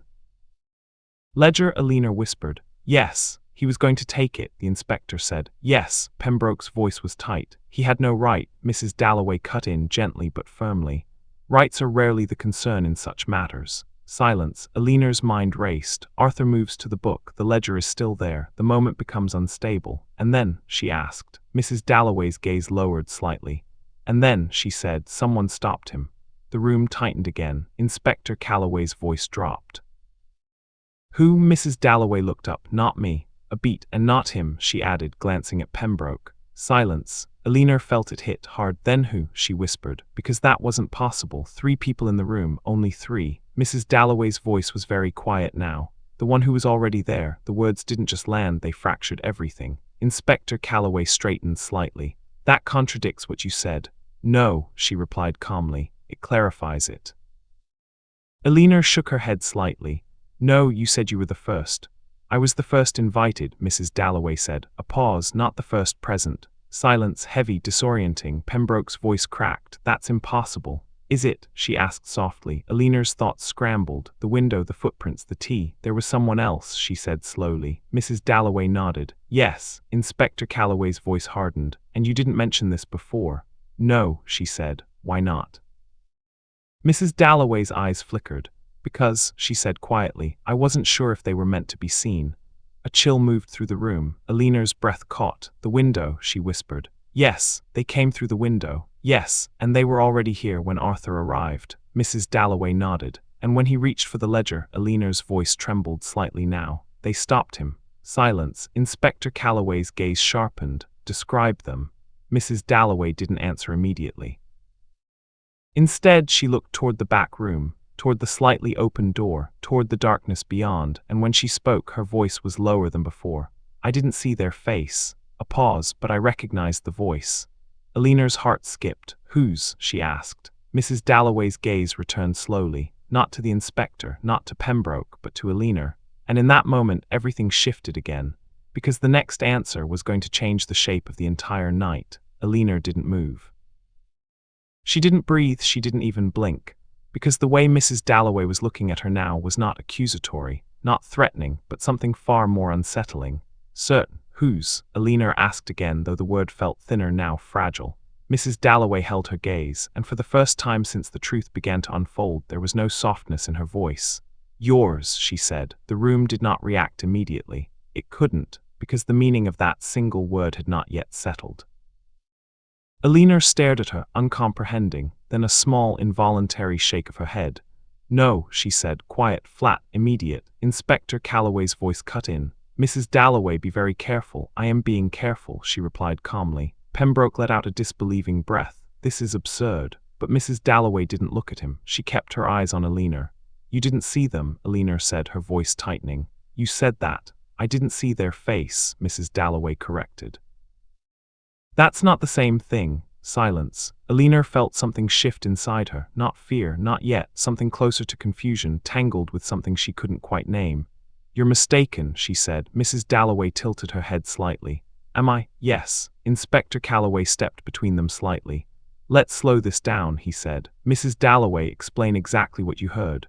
A pause, then she spoke from the doorway. Mrs. Dalloway said. Eleanor's breath caught. "The back room."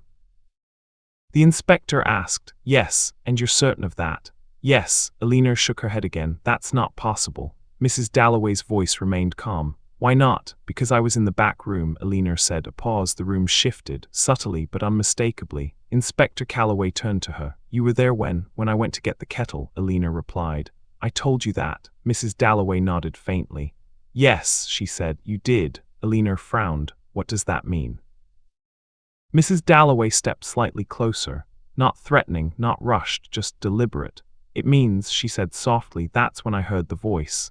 Silence. Eleanor felt it hit hard. "No," she said. "Yes." "No," Eleanor repeated louder now. "I didn't say anything." Mrs. Dalloway's eyes didn't waver. "That's what makes it interesting." A pause. Inspector Calloway's voice was steady. "What exactly did the voice say?" Mrs. Dalloway answered without hesitation. "It said, you shouldn't be here yet." The words landed like a crack in glass. Eleanor froze. Because that sentence, her lips parted slightly. She began, then stopped. Inspector Calloway noticed. "Miss Finch." Eleanor's breath came quicker now. "I didn't," she said, but the words faltered because something small, something buried, was shifting. "You recognize it," Mrs. Dalloway said quietly. Eleanor shook her head again, but slower this time, less certain. "No," Mrs. Dalloway's voice softened again, not accusing. "Not pushing, think carefully." Eleanor's gaze drifted to the back room, to the door, to the window, and then something surfaced. A memory, brief, fragmented: the kettle, the dim light, the slight chill from the open window, and a sound, a voice, not loud, not clear, but familiar. Her own breath caught. "No," she whispered again. Inspector Calloway stepped closer. "What is it?" Eleanor's hands trembled slightly now. "I thought I imagined it," she said. "What?" "A voice," she whispered. Silence. Mrs. Dalloway watched her carefully. "What did it say?" the inspector asked. Eleanor swallowed. I thought I heard someone say." She stopped. The words were right there, too close. "I thought I heard." Her voice dropped to almost nothing. "You're too early." Silence, complete, because now the two sentences aligned. "You shouldn't be here yet. You're too early." Not identical, but close enough. Too close. Inspector Calloway's gaze sharpened. "You heard it too." Eleanor nodded faintly. "But I thought it was just my imagination." "The shop, the quiet, I didn't think." Mrs. Dalloway's voice slipped in. "You didn't think someone else was already here?" Eleanor looked at her. "No," she said. A pause. "Neither did Arthur," Mrs. Dalloway added. The room tightened again. Pembroke stepped back slightly. "This is getting out of hand." "No," Inspector Calloway said quietly. "It's coming together." Eleanor's mind raced. "There was someone in the back room," she said. "Yes," the inspector replied. "And they spoke before Arthur reached the book." "Yes, and they knew he was early." Mrs. Dalloway nodded. "Yes." Eleanor's voice trembled slightly. "Then they were expecting someone else." Silence. Inspector Calloway added, "Pembroke." Pembroke shook his head. No, I came later." "Yes," the inspector said, "but they were waiting for you." Eleanor's thoughts sharpened again. "And when Arthur arrived instead," Mrs. Dalloway finished, "they had to act." Silence. Eleanor turned slowly, her gaze moving toward the back room door, the space where she had stood, the space where she had thought she was alone. "But that still doesn't make sense," she whispered. Inspector Calloway looked at her. "What doesn't?" Eleanor's voice was tight now, focused. "If someone was already here, yes. And they spoke, yes. Then where did they go?" Silence. The question hung there, simple, direct, unavoidable, because they had searched, looked, moved through the space, and found nothing. Mrs. Dalloway's eyes flickered, just once. Inspector Calloway turned slowly, his gaze moving across the room, the shelves, the counter, the door, then the back room again. "There are only two exits," he said. "The door," Eleanor said, "and the window," Pembroke added. Mrs. Dalloway's voice was quiet. "And both have already been accounted for." Silence, because that left only one possibility. Eleanor felt it before she understood it. A tightening, a coldness, a realization that didn't want to fully form. "They didn't leave," she whispered. Inspector Calloway didn't respond. Mrs. Dalloway didn't move. Pembroke went still, because now the question wasn't where they went, it was where they were. Eleanor's gaze shifted slowly. From the back room to the shop floor to the people standing inside it. Inspector Calloway, Mrs. Dalloway, Pembroke, the villagers at the door, and herself. Her breath caught, because suddenly the room felt smaller. too small, as if it had been holding one more presence all along.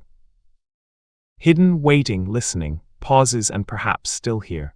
No one spoke, not because there was nothing left to say, but because the room itself seemed to be listening. Waiting as though someone might answer if they dared to breathe too loudly. Alina felt it first in the silence behind her. Not a sound, not movement, just absence, the kind that feels shaped, occupied. Inspector Calloway turned slowly. "Everyone," he said, his voice controlled but firm, "stay exactly where you are." No one argued, no one shifted. Even the villagers at the door froze where they stood, lantern light trembling faintly in their hands. Mrs. Dalloway's gaze had drifted again, back to the counter, to the cups, to the space between them, as if something invisible still sat there. "3 arrivals," she murmured. 2 cups, 1 interruption. Pembroke's voice was strained, and 1 body. Alina swallowed. "No," she said quietly. All eyes turned to her. "Not 1 body," she continued. A pause. "Not originally." Silence. Inspector Calloway's eyes narrowed. "What do you mean?" Alina didn't answer immediately. Her thoughts were moving too fast now, connecting things she hadn't even realized she'd noticed. "The footprints," she said. Mrs. Dalloway's gaze sharpened slightly. "In the back room," Alina continued. "They came in but they didn't go out." "Yes," the inspector said, "we saw that. And the window was only slightly open," she added. Pembroke frowned. "So?" Alina turned slowly. "So someone came in," she said. "Yes, and stayed." Silence. Inspector Calloway's voice dropped. "We've already established that." Alina shook her head. "No," she said. A pause. "We haven't." Mrs. Dalloway watched her carefully now. "What are you suggesting?" she asked. Alina's breath tightened. "I'm suggesting," she said slowly, "that we've been counting wrong." Silence. Heavy. Inspector Calloway stepped slightly closer. "Explain." Alina looked at the body, then at the counter, then at the back room. "We keep saying 3 people," she said. "Yes," the inspector replied. "Arthur, Pembroke, and you," Alina said, looking at Mrs. Dalloway. Mrs. Dalloway didn't move. "And 1 unknown," the inspector added. Alina nodded. "But that's not what happened." A pause. Mrs. Dalloway's voice was soft. "Then what did?" Alina swallowed. 4, she said. Silence. Pembroke blinked. "What? 4 people," Alina repeated. Inspector Calloway's gaze sharpened. "Arthur, the host, the second arrival." "And the one in the back room," Alina finished. Silence, because suddenly that changed everything. Mrs. Dalloway's expression shifted, just slightly. "You believe they were separate," she said. Alina nodded. "Yes." Inspector Calloway considered this. "The host and the one in the back room," he said slowly. 2 different people," Alina confirmed. Pembroke shook his head. No, that doesn't make sense. Why would one hide while the other?" "Because they weren't working together," Alina said. Silence. Mrs. Dalloway's eyes narrowed.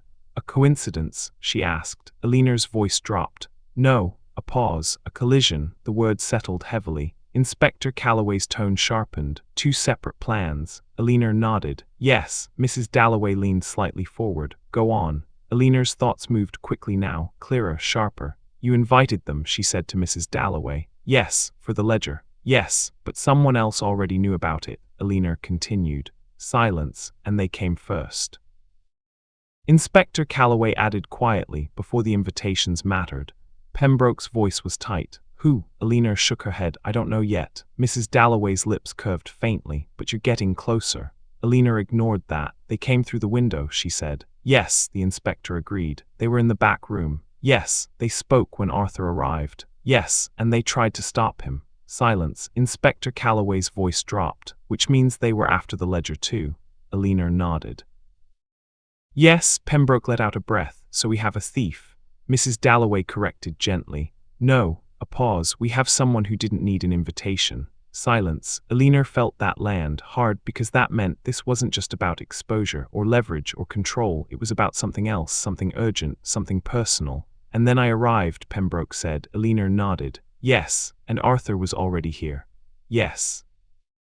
"And whoever was in the back room was already watching," Mrs. Dalloway finished. Silence. Inspector Calloway's voice was low. 4 people. Alina's breath tightened. "Until one of them," she looked at the body, "didn't leave." Silence, because now the structure was complete. The host, the invited guest, the early arrival, and the intruder. 4 roles, 4 intentions, 1 death. Mrs. Dalloway spoke softly. "Which leaves us with a rather uncomfortable question." Inspector Calloway nodded slightly.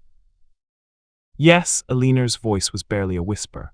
Which one of them, she swallowed, is still unaccounted for? Silence. The villagers shifted uneasily behind them because now they understood enough to be afraid. Inspector Calloway turned slowly, his gaze sweeping across every face in the room, counting, measuring Mrs. Dalloway, Pembroke, Alina, the villagers, and then back to the back room, the open door, the quiet, the place where a voice had spoken and then vanished. "We're missing someone," he said. Alina nodded. "Yes." A pause, "and until we find them," Mrs. Dalloway finished softly, "none of us leave." The words settled like a lock turning, final, because now the mystery hadn't just deepened. It had closed in around all of them. Pauses, and somewhere inside that room the fourth person was still part of the story.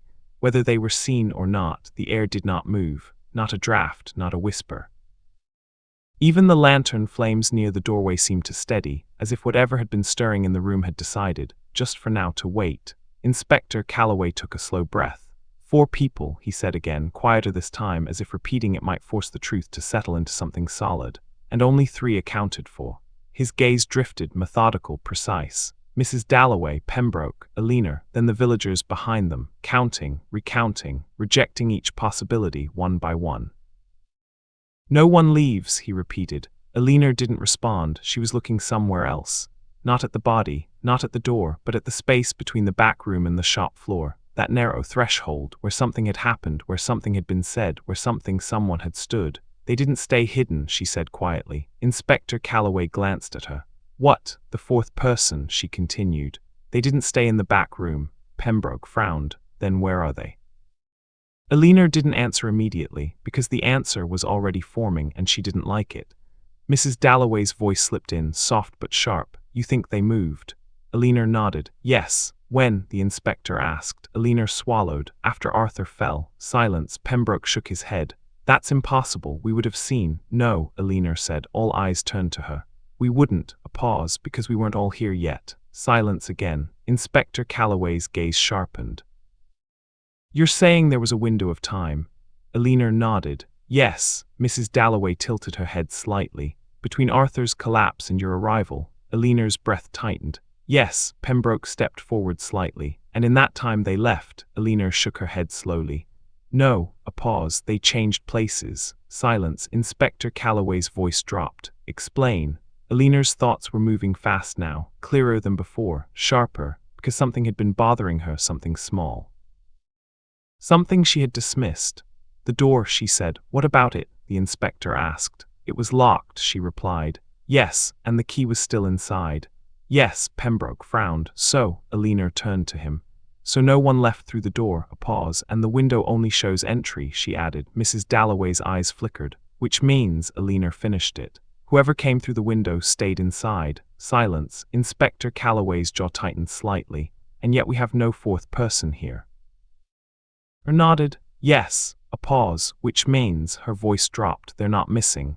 Silence. "They're hidden," Mrs. Dalloway said softly. Alina shook her head. "No." A beat. "They're accounted for." The room shifted again, sharper this time, more dangerous. Inspector Calloway's voice was steady. "Then say it." Alina hesitated, not because she didn't know, but because saying it would change everything. Her gaze moved slowly, from Mrs. Dalloway to Pembroke to the villagers and finally back to the body.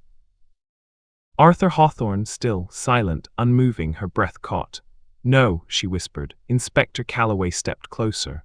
"What is it?" Alina's voice trembled now. "We've been counting wrong again." Silence. Pembroke let out a sharp breath. "Not this again." Alina didn't look at him. 4 people, she said. "Yes," the inspector replied, "but only 3 left standing." A pause, and 1 body. Silence. Mrs. Dalloway's eyes narrowed slightly. "Go on." Alina swallowed. "If the 4th person never left."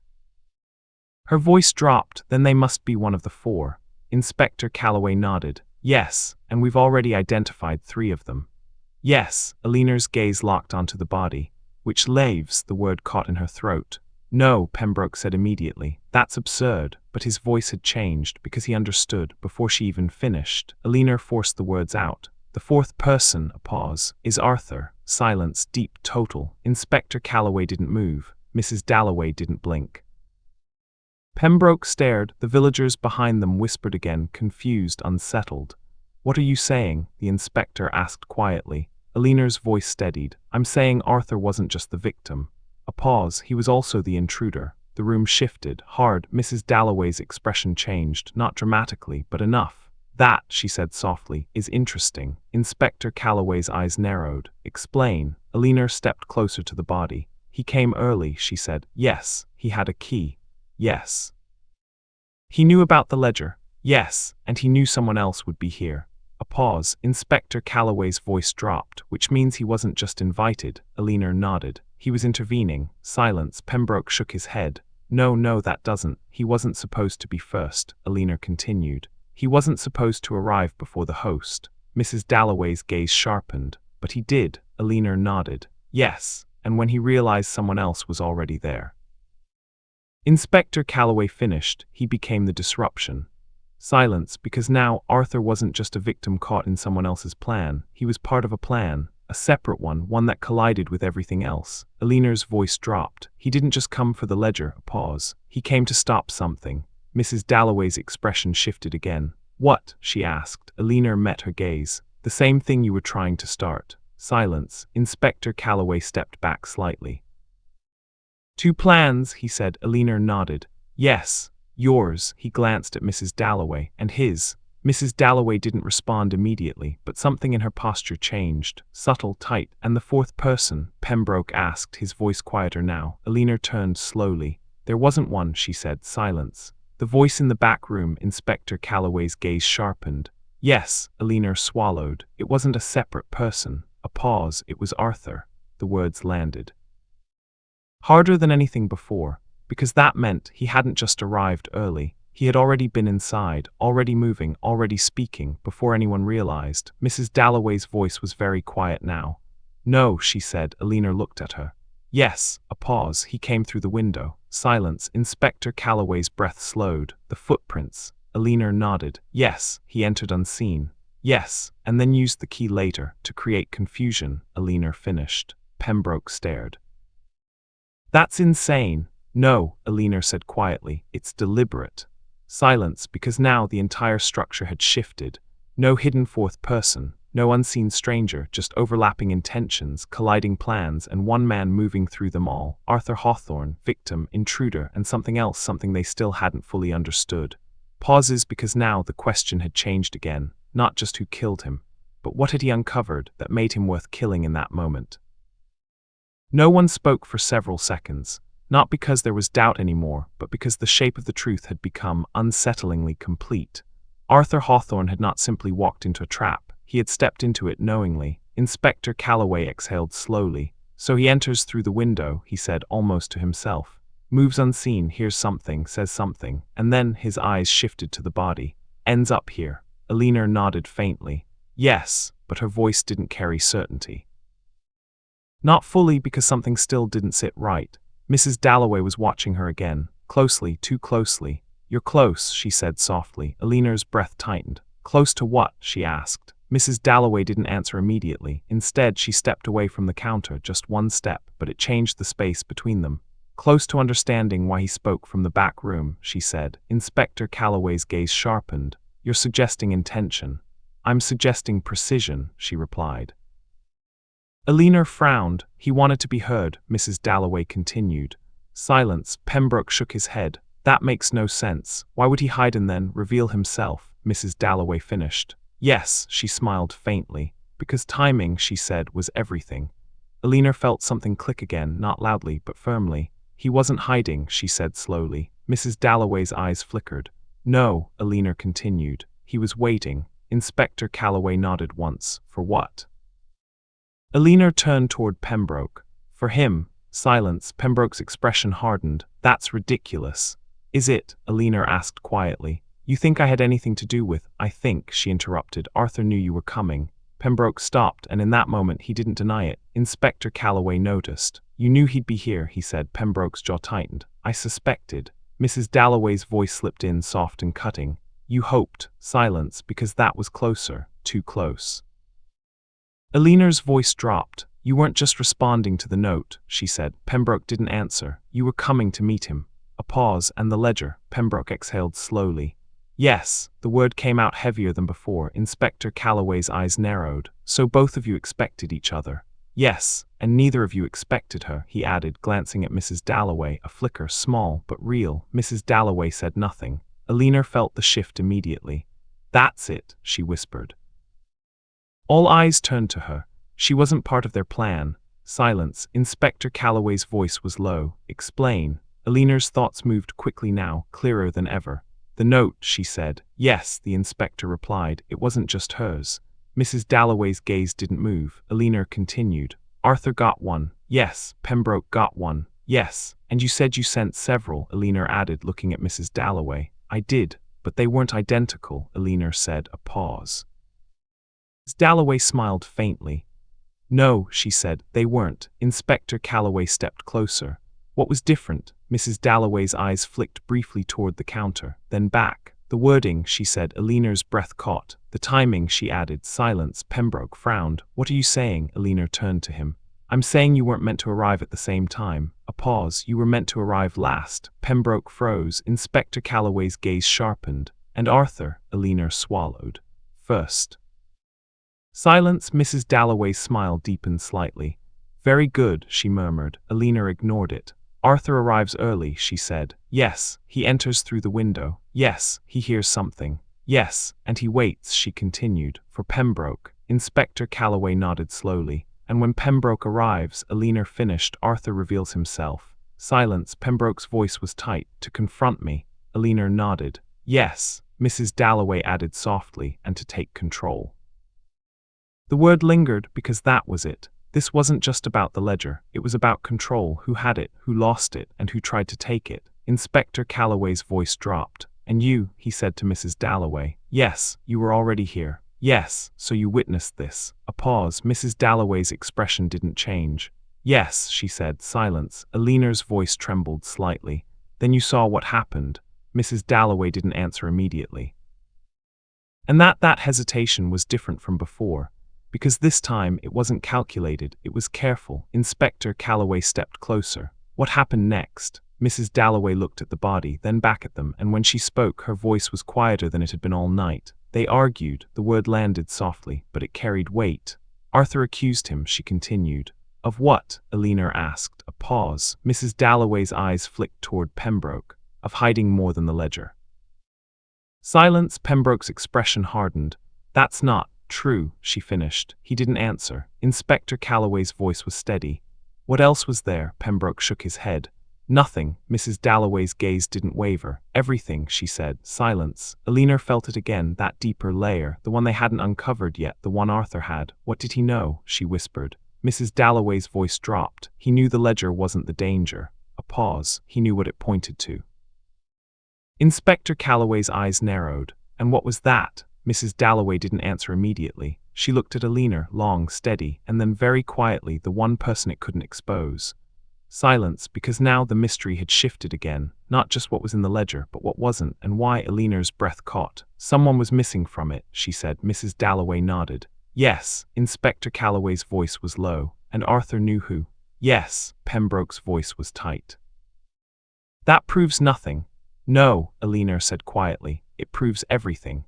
Silence, because now they weren't looking for a hidden name, they were looking for an absence, a deliberate omission, a person important enough to be erased. Pauses, and someone in that room knew exactly who that was. The silence thickened again, but this time it wasn't confusion holding it in place, it was recognition. Not full, not complete, but close enough to feel dangerous. Alina's gaze drifted slowly across the room. Not searching anymore, measuring, weighing, because now the question had changed again. Not who was in the ledger, not even who killed Arthur, but who had been removed from it.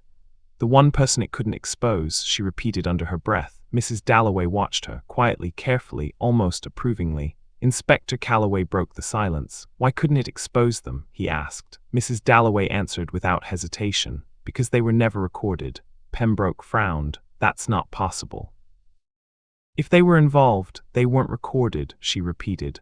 A pause. Not because they were absent, she added softly. Alina felt it click, but because someone made sure they were. Silence. Inspector Calloway's gaze sharpened. You're saying the ledger was altered?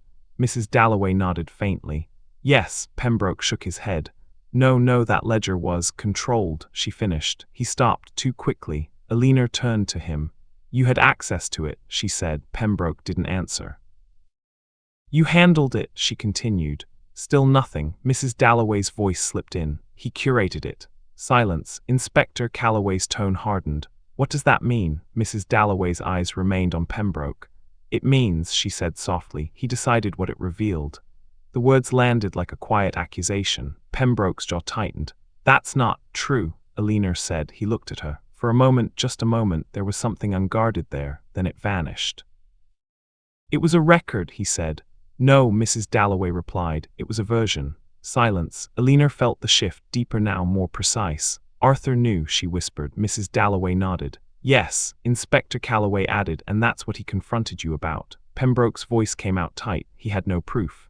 Alina stepped closer. He didn't need proof, she said. A pause. He had the truth. Silence, because now everything aligned. Arthur arrives early, finds Mrs. Dalloway. Learns the ledger is still intact, but not accurate. He waits for Pembroke. Pembroke arrives. Arthur confronts him, not about the ledger itself, but about what was missing. And that's when everything changed, Alina said. Mrs. Dalloway didn't respond. Inspector Calloway's voice dropped. What happened after the accusation? A pause, then Mrs. Dalloway spoke. They argued. We know that, the inspector said. What changed? Mrs. Dalloway's gaze flicked briefly to the counter, then back. Arthur named them. Silence. Alina's breath caught. He said the name. Yes, Pembroke shifted sharply. That's enough. Inspector Calloway stepped forward. No, it is. Silence. Alina's voice trembled slightly. Who? Mrs. Dalloway didn't answer immediately. And this time the hesitation felt different, not careful, not calculated. Heavy. Say it, the inspector said. Mrs. Dalloway exhaled slowly. And then he named me.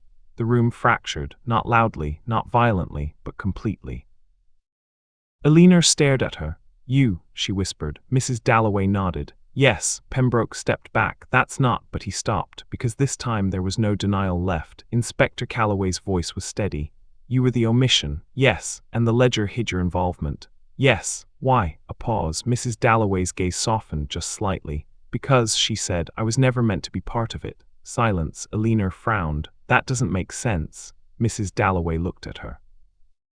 No, she said gently. It doesn't. A pause. Until you understand how it began. Inspector Calloway's eyes narrowed. Then explain it. Mrs. Dalloway glanced at the body, then back. The ledger wasn't mine, she said. Nor his, she added, nodding toward Pembroke. It belonged to someone else. Silence. Alina's voice dropped. Who? Mrs. Dalloway's expression shifted again. And this time there was something almost distant in it. As it happens, she said softly. That is the one name none of you have asked for. Silence, because she was right. They hadn't. They had chased the ledger, the names, the omissions, but not the origin. Inspector Calloway's voice was low. Then let's ask now. A pause. Who did the ledger belong to? Mrs. Dalloway held his gaze, and for the first time she didn't answer immediately, because this was the beginning, and beginnings had a way of changing everything. The question did not echo, it settled. Deep, deliberate, like a stone placed carefully at the center of everything they thought they understood. Who did the ledger belong to? Mrs. Dalloway did not look at the body this time. She did not look at Pembroke. She did not even look at the inspector. Her eyes drifted, slowly, almost absently toward the shelves, toward the quiet rows of books that had, until tonight, meant nothing more than stories. It belonged, she said at last, her voice softer now, to the one person in this village who understood the difference between truth and record. Alina felt a slight tightening in her chest, because that wasn't an answer, not really. Inspector Calloway's tone remained steady. A name. A pause. Mrs. Dalloway exhaled. Edmund Hale. The name moved through the room like a draft no one could quite place. Alina frowned. I've never heard of him. Pembroke looked away, too quickly. Mrs. Dalloway noticed. Of course she did. Oh, she said softly, but you have. Alina shook her head. No, I haven't. Mrs. Dalloway's gaze shifted slightly toward the far corner of the shop, toward a section rarely visited, old records, local histories, bound journals no one ever opened. Inspector Calloway followed her line of sight. Hale, he said slowly. The historian. Silence. Alina blinked. The one who died years ago. Yes, Mrs. Dalloway said. Then how? Alina stopped. Because the answer was already there. The ledger, she whispered. Mrs. Dalloway nodded. He kept it, she said. Not as evidence, but as memory. Inspector Calloway frowned. Memory of what? Mrs. Dalloway's voice lowered. Of the village, she said, a pause, of what it was and what it pretended to be. Silence. Alina felt the weight of that settle. He recorded everything, she asked. Not everything, Mrs. Dalloway replied. Only what mattered. Pembroke let out a quiet breath. He was obsessive, he muttered. Mrs. Dalloway's eyes flicked to him. He was precise. A pause, and when he died, Inspector Calloway finished. The ledger didn't. Mrs. Dalloway nodded. No. Alina's voice dropped. Who took it? Silence. Mrs. Dalloway didn't answer, but she didn't need to, because Pembroke had already given it away. Alina turned to him. You did, she said. Pembroke didn't respond. Inspector Calloway stepped closer. You acquired it. Pembroke exhaled slowly. Yes. The word came out heavier than before. Why? Alina asked. Pembroke hesitated, then because it was valuable. Mrs. Dalloway let out a soft, almost disappointed breath. Not just valuable, she said. Dangerous. Silence. Inspector Calloway nodded. And you controlled it? Yes. Edited it. A pause. Yes. Alina felt the pieces settle again. You removed her name, she said, looking at Mrs. Dalloway. Pembroke didn't answer. You erased her, Alina continued. Still nothing. Mrs. Dalloway's voice slipped in. He thought it was protection. A pause, but it was preservation. Inspector Calloway's eyes narrowed. Preservation of what? Mrs. Dalloway met his gaze. Of the truth he couldn't admit. Silence. Alina's breath caught. You were involved, she said. Mrs. Dalloway nodded faintly. Yes. In what? A pause. In everything, she replied. The words landed heavier than any before. Inspector Calloway's voice was firm. Be specific. Mrs. Dalloway's gaze drifted again. To the beginning, she said. Silence. Alina felt it shift again. The mystery wasn't just about tonight anymore. It stretched backward. Years, decades perhaps. What happened? She asked. Mrs. Dalloway took a slow breath. Edmund Hale, she said, did not simply observe the village. A pause. He shaped it. Inspector Calloway frowned. How? Mrs. Dalloway's voice was quiet. By deciding what was remembered and what was forgotten. Silence. Alina felt a chill. And the ledger? She asked. Was his tool, Mrs. Dalloway replied. A pause, but not his only one. Pembroke shifted slightly. Enough of this, he said. No, Alina said quietly. Not yet. Inspector Calloway's gaze remained fixed. Continue. Mrs. Dalloway nodded faintly. When Hale died, she said, the ledger became something else. A record of leverage, the inspector said. Yes. A weapon, Alina added. Mrs. Dalloway looked at her. Yes, Pembroke exhaled. And I made sure it didn't fall into the wrong hands. Mrs. Dalloway smiled faintly. You became the wrong hands. Silence. Alina's thoughts raced. Arthur knew, she said. Yes, he knew it had been altered. Yes, and he knew who was missing. Mrs. Dalloway nodded. Yes. Inspector Calloway's voice dropped. And that's what he confronted you with. Pembroke didn't answer. Alina stepped closer. And that's what got him killed. Silence, because now there was nowhere left to hide. Inspector Calloway turned to Pembroke. Did you kill him? The question landed cleanly. No softness, no hesitation, just truth. Pembroke stared at the body, then at the floor, then at Mrs. Dalloway. A long pause, and when he spoke, his voice was quieter than it had been all night. No. Silence. Alina felt it immediately. Not relief, not disbelief, something else, because this didn't resolve anything. Inspector Calloway's eyes narrowed. Then who did? Pembroke shook his head. I don't know. Mrs. Dalloway watched him, carefully and then very softly. Yes, she said, you do. Silence, because now the truth wasn't hidden, it was resisting. Alina's voice dropped. Arthur named you, she said to Mrs. Dalloway. Yes, he exposed you. Yes, and then he died. A pause. Mrs. Dalloway held her gaze. Yes. Silence, because now there were only two possibilities left. Either she had killed him, or she had watched it happen, and said nothing. Inspector Calloway stepped forward. Which was it? Mrs. Dalloway didn't answer immediately. And this time, the silence felt different, not controlled, not deliberate, but final, because whatever she said next would not just reveal the truth, it would decide what happened after it. Mrs. Dalloway did not step back, she did not defend herself, she did not even look away. She simply stood there, as if the question Inspector Calloway had asked was not new, not surprising, but something she had been waiting for all along. Which was it? The words lingered, heavy, final. Alina felt her throat tighten, because now there was nowhere left for the truth to hide. Mrs. Dalloway's gaze moved at last, not to the inspector, not to Pembroke, but to Arthur. For the first time she looked at him not as a piece in the puzzle, but as something else, something finished. I did not kill him, she said. The words were clear, measured, certain. Silence followed, but it wasn't enough. Inspector Calloway didn't move. Then you watched it happen. A pause. Mrs. Dalloway inhaled slowly. Yes, the answer landed harder than a denial ever could. Eleanor felt it like a shift beneath her feet. You watched him die, she whispered. Mrs. Dalloway turned her gaze back to her. Yes, why? Eleanor's voice trembled now. Why didn't you stop it? A pause, and for the first time something in Mrs. Dalloway's expression faltered. Not guilt, not quite, but something close to inevitability. Because, she said quietly. It had already been decided. Silence. Inspector Calloway's voice sharpened. By whom? Mrs. Dalloway looked at him, and this time there was no softness left. By the moment, she said. That's not an answer, he replied. It's the only one that matters. Pembroke let out a strained breath. This is nonsense. No, Eleanor said quietly. All eyes turned to her. It's not. A pause, because now she understood something, not everything, but enough. It wasn't sudden, she said. Inspector Calloway glanced at her. What do you mean? Eleanor stepped closer to the body. You said there was no struggle, she continued. Yes, and his sleeve was held. Yes, that wasn't force, she said. A pause. That was control. Silence. Mrs. Dalloway's eyes flickered. Inspector Calloway's voice dropped. Go on. Eleanor swallowed. Arthur wasn't attacked, she said. He was stopped. A pause, and then something was done deliberately. Pembroke shook his head. No. You saw it, Eleanor said, turning to him. Silence. Pembroke didn't answer because he didn't need to. Inspector Calloway's tone hardened. What happened when he reached the book? Pembroke's breath was uneven now. He opened it, he said, and he saw it was empty. Silence. Eleanor felt her chest tight. He didn't get the ledger, she whispered. No, Pembroke said. A pause. He didn't. Inspector Calloway's eyes narrowed. Then who did? Silence. Pembroke looked at Mrs. Dalloway. And this time there was no hesitation. You did. The accusation landed cleanly. Mrs. Dalloway didn't deny it. Yes, she said. Eleanor's breath caught. You took it. Yes. When? Mrs. Dalloway's voice was calm. Before he reached it. Silence. Inspector Calloway stepped forward. You removed the ledger and let him believe it was still there. Yes. Why? A pause. Mrs. Dalloway's gaze didn't waver. Because I needed him to say the name.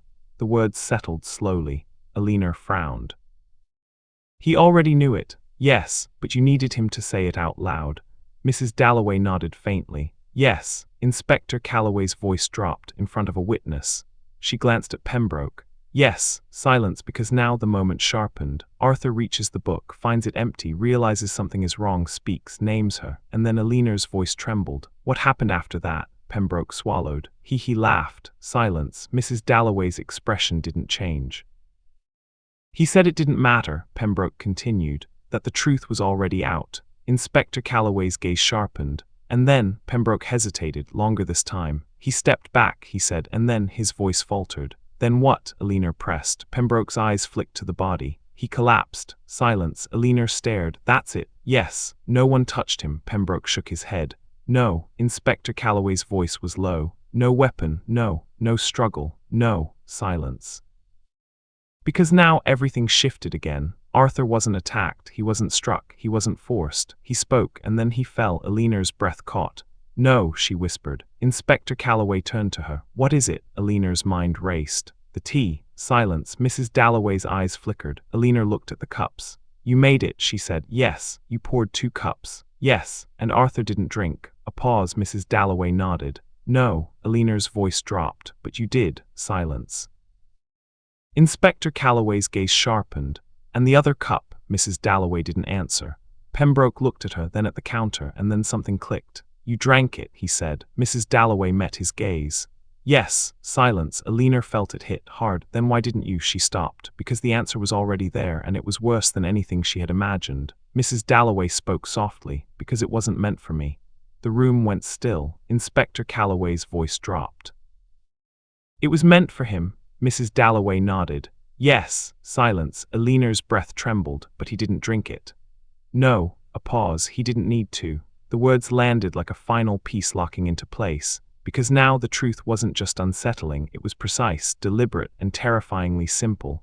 Arthur Hawthorne had come to stop something. He had spoken the truth. And then something already set in motion had finished its work, without force, without struggle. Without a single visible act. Pauses, and now the final question remained. If the poison hadn't been meant for Mrs. Dalloway and Arthur never drank the tea, then how had it reached him at all? The question did not ripple outward this time. It sank, straight down into the center of the room, into the body, the cups, the silence, until everything else seemed to arrange itself around it. How did it reach him? Inspector Calloway didn't move, but his eyes shifted, not to Mrs. Dalloway. Not to Pembroke, but to Eleanor. "Say it," he said quietly. Eleanor's breath felt thin now, not from fear, from clarity, the kind that arrives too late to be comfortable. "He didn't drink it," she said. "No," the inspector replied, "and no one forced him." "No," and there was no struggle. "No," her eyes moved again, slowly, deliberately, from the cup to the counter to Arthur's hand, still slightly curled, still reaching, as if something had been there, something small, something he had touched. Her breath caught. "The watch," she whispered. Silence. Inspector Calloway's gaze sharpened instantly. "What about it?" Eleanor stepped closer. "You found it under the counter," she said. "Yes, and you said it had been wound." "Yes." A pause. "But it wasn't on him when we found him." "No." Eleanor's voice dropped. "He had it in his hand." Silence. Pembroke frowned. "That doesn't mean anything." "No," Eleanor said. "It means everything." Inspector Calloway's tone lowered. "Explain." Eleanor swallowed. "He came for the ledger," she said. "Yes." "He reached for the book." "Yes, but before that," a pause, "he checked the time." Silence. Mrs. Dalloway's eyes flickered. Eleanor continued. "He always did," she said. "Everyone knew that." Pembroke nodded faintly. "He was obsessive about it." "Yes," Eleanor said. "So he took out the watch." Inspector Calloway leaned slightly forward. "And," Eleanor's voice tightened, "and he touched it." Silence. A beat. Then Inspector Calloway's eyes narrowed. "Contact." Eleanor nodded. "Yes." Mrs. Dalloway exhaled softly. "Well," she said, "that is unfortunate." Pembroke stared. "No." Eleanor turned to him. "Yes." A pause. "The poison wasn't in the tea," she said. Silence. "It was on the watch." The room went still, completely. Inspector Calloway's voice dropped, transferred through touch. Eleanor nodded. "He didn't need to drink anything." Pembroke shook his head. "That's insane. Who would?" Mrs. Dalloway spoke quietly. "Someone who understood habits." Silence. Eleanor's gaze moved slowly. To her. "You knew he would check the time," she said. Mrs. Dalloway didn't deny it. "Yes." Inspector Calloway's tone hardened. "You poisoned the watch." A pause. Mrs. Dalloway looked at him. "And then no," she said. Silence. Because that answer didn't resolve anything, it fractured it again. Eleanor frowned. "Then who did?" A pause. Mrs. Dalloway's gaze shifted, not to Pembroke, not to the inspector, but to the counter, to the space where the watch had been placed. "To the person who returned it," she said. Silence. Inspector Calloway's eyes narrowed. "Returned it?" Mrs. Dalloway nodded faintly. "Yes." Eleanor's breath caught. "Arthur had it when he arrived," she said. "Yes. So someone took it and gave it back," Mrs. Dalloway finished. Silence, because now the moment sharpened. Arthur arrives, he has the watch. At some point someone takes it, applies something, returns it, and he unknowingly seals his own fate. Inspector Calloway's voice was low. "When did that happen?" Mrs. Dalloway didn't answer immediately. Eleanor did. "When he was stopped," she said. All eyes turned to her. "The sleeve," she added. Silence. "He wasn't just being held," she continued. "He was being delayed." Inspector Calloway nodded slowly. "Long enough." Eleanor's voice dropped. "For the watch to be taken." A pause, and returned. Pembroke's face had gone pale. "No," he said, but his voice lacked conviction. Inspector Calloway turned to him. "You were closest to him." Silence. Pembroke didn't answer. "You arrived second," the inspector continued. "Yes." "You stood near him." "Yes." "You watched him reach for the book." "Yes." A pause. "And you had access to the watch." Silence. Eleanor felt it settle, heavy, unavoidable. "You did it," she said quietly. Pembroke's eyes snapped to her. "No," but the word came too fast, too thin. Mrs. Dalloway watched him carefully. "You removed the ledger," she said softly. "Yes." "You needed to protect what was missing." "Yes." "And when he named me," a pause, "you realized he knew too much." Silence. Pembroke's breath was uneven now. You didn't plan it," she said, a beat, "but you used it." Silence. Inspector Calloway stepped forward. "You poisoned the watch." "No," Pembroke said, "you handled it." You delayed him." "I didn't, you returned it." Silence, because now there was nowhere left to go. Eleanor's voice was steady. "You didn't need to force him." A pause. "You just needed him to be himself." Silence. Pembroke looked at the body, then at his hands, then slowly he closed his eyes. "I didn't mean to kill him," he said. The words fell quietly, but they were enough. Inspector Calloway's voice was firm. "But you did." Silence. Pembroke exhaled. He was going to ruin everything, he said. Alina's voice was soft. He already had. A pause. Pembroke shook his head. No, not yet. Mrs. Dalloway's gaze didn't waver. He already said the name. Silence, because that was the truth. The moment Arthur spoke, everything had already changed. The ledger, the omission, the secret, all of it was no longer hidden. Inspector Calloway reached forward. Mr. Pembroke, but he didn't finish because something else shifted, small, subtle, but unmistakable. Mrs. Dalloway moved, just slightly, her hand brushing against the counter, near where the second cup had been. Alina noticed, and in that instant a new question formed, sharp, unavoidable. Because if Pembroke had poisoned the watch and Arthur had died from it, then why had Mrs. Dalloway been so certain from the very beginning? Pauses, and more importantly, what else had she already known before anyone else arrived? Mrs. Dalloway's fingers rested lightly against the counter, not gripping, not trembling, just there, as if that spot where the second cup had once been still held something only she could feel. Alina saw it, and once she saw it, she couldn't unsee it. You knew, she said quietly. The words slipped out before she could stop them. Inspector Calloway turned. Knew what? Alina didn't look at him. Her eyes stayed on Mrs. Dalloway. You knew it wasn't the tea, she said. Silence. Pembroke frowned. What? You knew, Alina repeated, her voice steadier now. From the beginning. Mrs. Dalloway didn't deny it. No, she said softly. A pause. I knew it wouldn't be that simple. Inspector Calloway's gaze sharpened. That's not the same thing. No, she agreed. It is. Silence. Alina stepped closer. You didn't drink the tea, she said. Mrs. Dalloway tilted her head slightly. I did. Yes, Alina said, but not immediately. A pause, and not without thinking. Mrs. Dalloway's eyes flickered, just once. Inspector Calloway noticed. Miss Finch, he said, be clear. Alina nodded faintly. She tested it, she said. Silence. Pembroke blinked. What? She didn't just drink it, Alina continued. She waited. A pause. She watched. Mrs. Dalloway's lips curved faintly. Go on. Alina's voice dropped. She wanted to see who it was meant for. Silence. Inspector Calloway's tone hardened. You suspected poison. Mrs. Dalloway didn't answer immediately. Then, yes. The word landed cleanly. Pembroke stared. That's insane. No, she said. It's awareness. Alina's breath tightened. You knew something was going to happen. Yes, and you let it. A pause. Mrs. Dalloway met her gaze.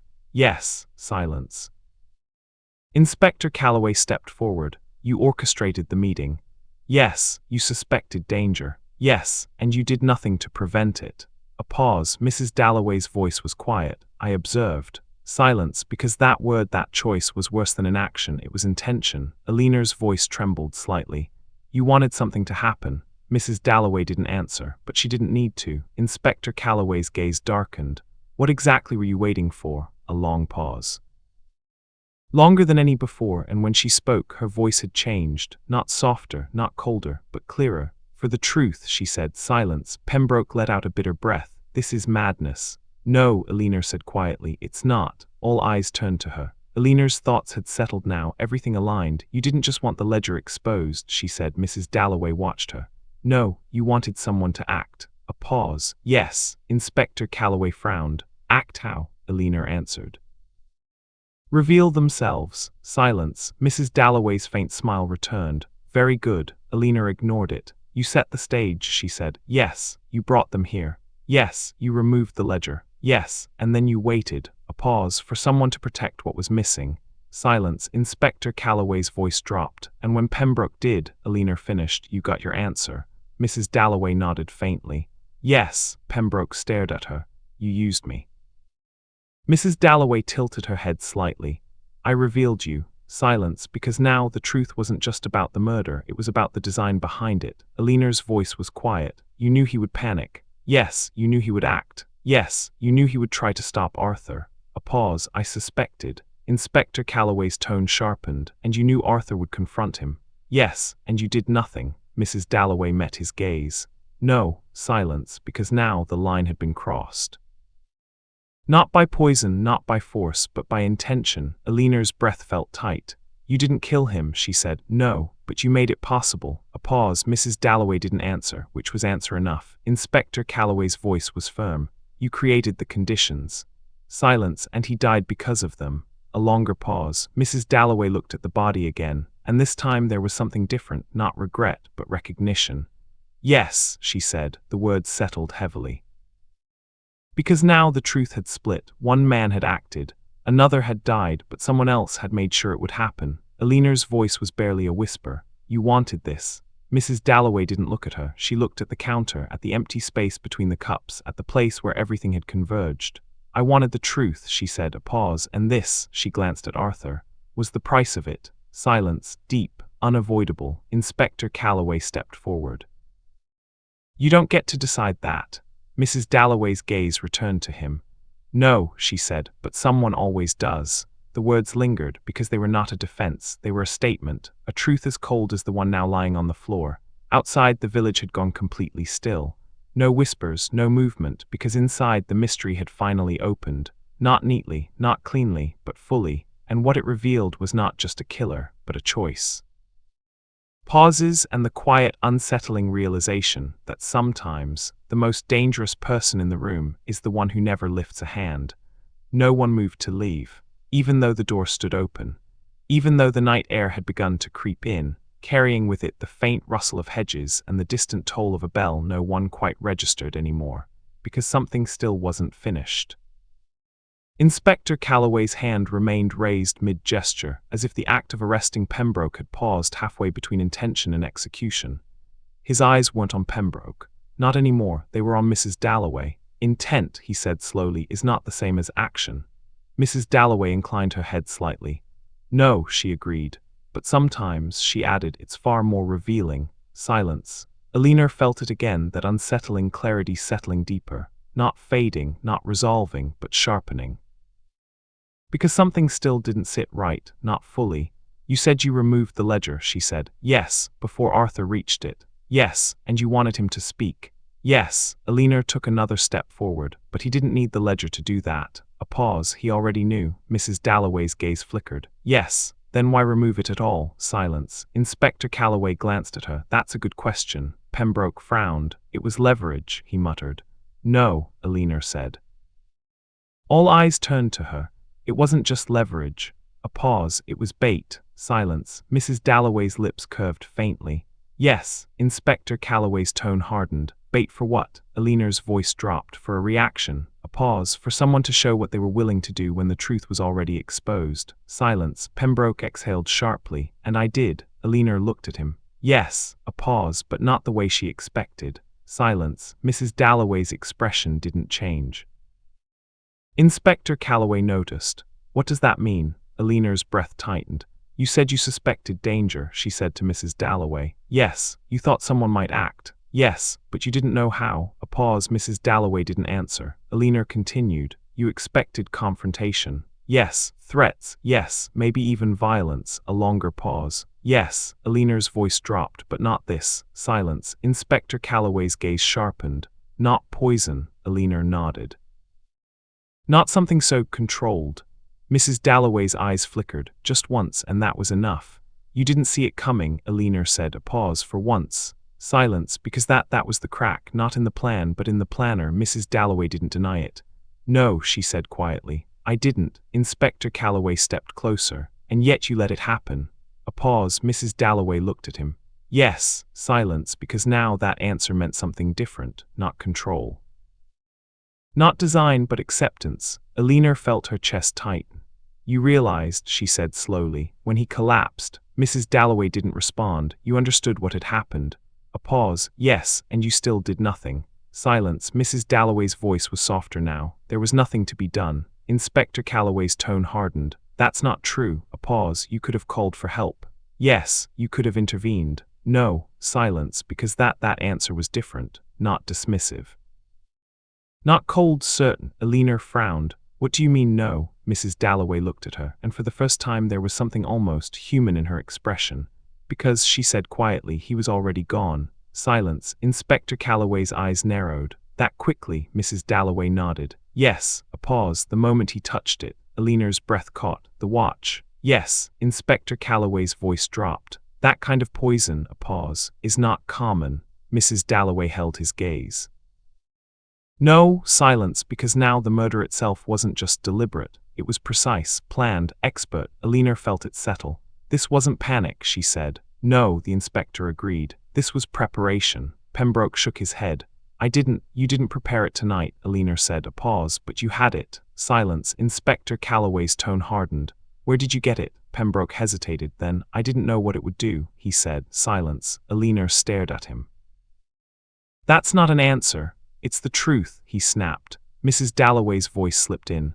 No, she said softly, it's avoidance. Silence. Inspector Calloway stepped closer. Who gave it to you? Pembroke didn't answer. A longer pause, then his eyes flickered, not to the inspector, not to Alina, but to Mrs. Dalloway, and in that moment everything shifted. Alina felt it, sharp, unavoidable. No, she whispered. Inspector Calloway turned slowly.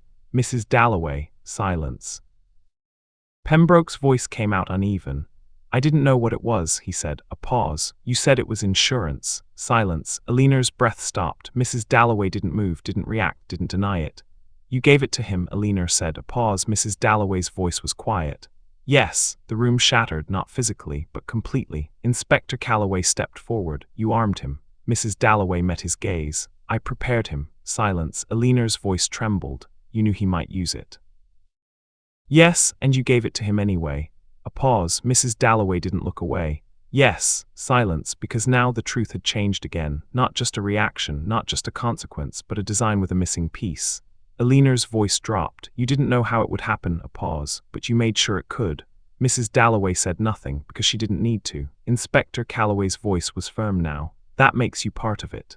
A pause. Mrs. Dalloway tilted her head slightly.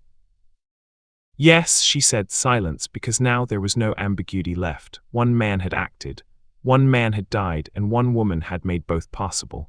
Outside the wind moved again, soft, cold, indifferent, and inside the truth had finally settled into something complete, not simple, not clean, but undeniable.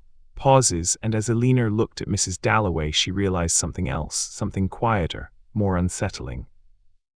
Because even now, even after everything, Mrs. Dalloway did not look surprised. She did not look shaken. She did not look finished. And that meant there was still something she hadn't said yet. Mrs. Dalloway's stillness was no longer composure. It was containment, like something held behind glass, intact, deliberate, waiting for the right moment to be understood. Alina felt it before she could name it, that quiet imbalance. That sense that the truth, however complete it seemed, was still laning. Slightly, unsettlingly, "You're not finished," she said. The words slipped out softly, but they landed. Inspector Calloway turned. What? Alina didn't look at him. Her eyes stayed fixed on Mrs. Dalloway. "You're not finished," she repeated. A pause. Mrs. Dalloway's lips curved faintly. "No," she said. Silence. Pembroke let out a sharp breath. What more could there possibly be? Mrs. Dalloway didn't answer him. She looked at Alina. "You've been asking the wrong question," she said. Inspector Calloway frowned. "We've asked every question that matters." "No," she said gently. "You've asked what happened." A pause, but not when it truly began. Silence. Alina felt a slow chill. "Edmund Hale," she said. Mrs. Dalloway nodded. "Yes." The ledger. "Yes." The omissions. "Yes." Alina stepped closer. "That's where it started." A pause. Mrs. Dalloway's eyes held hers. "No," she said softly. "That's where it was recorded."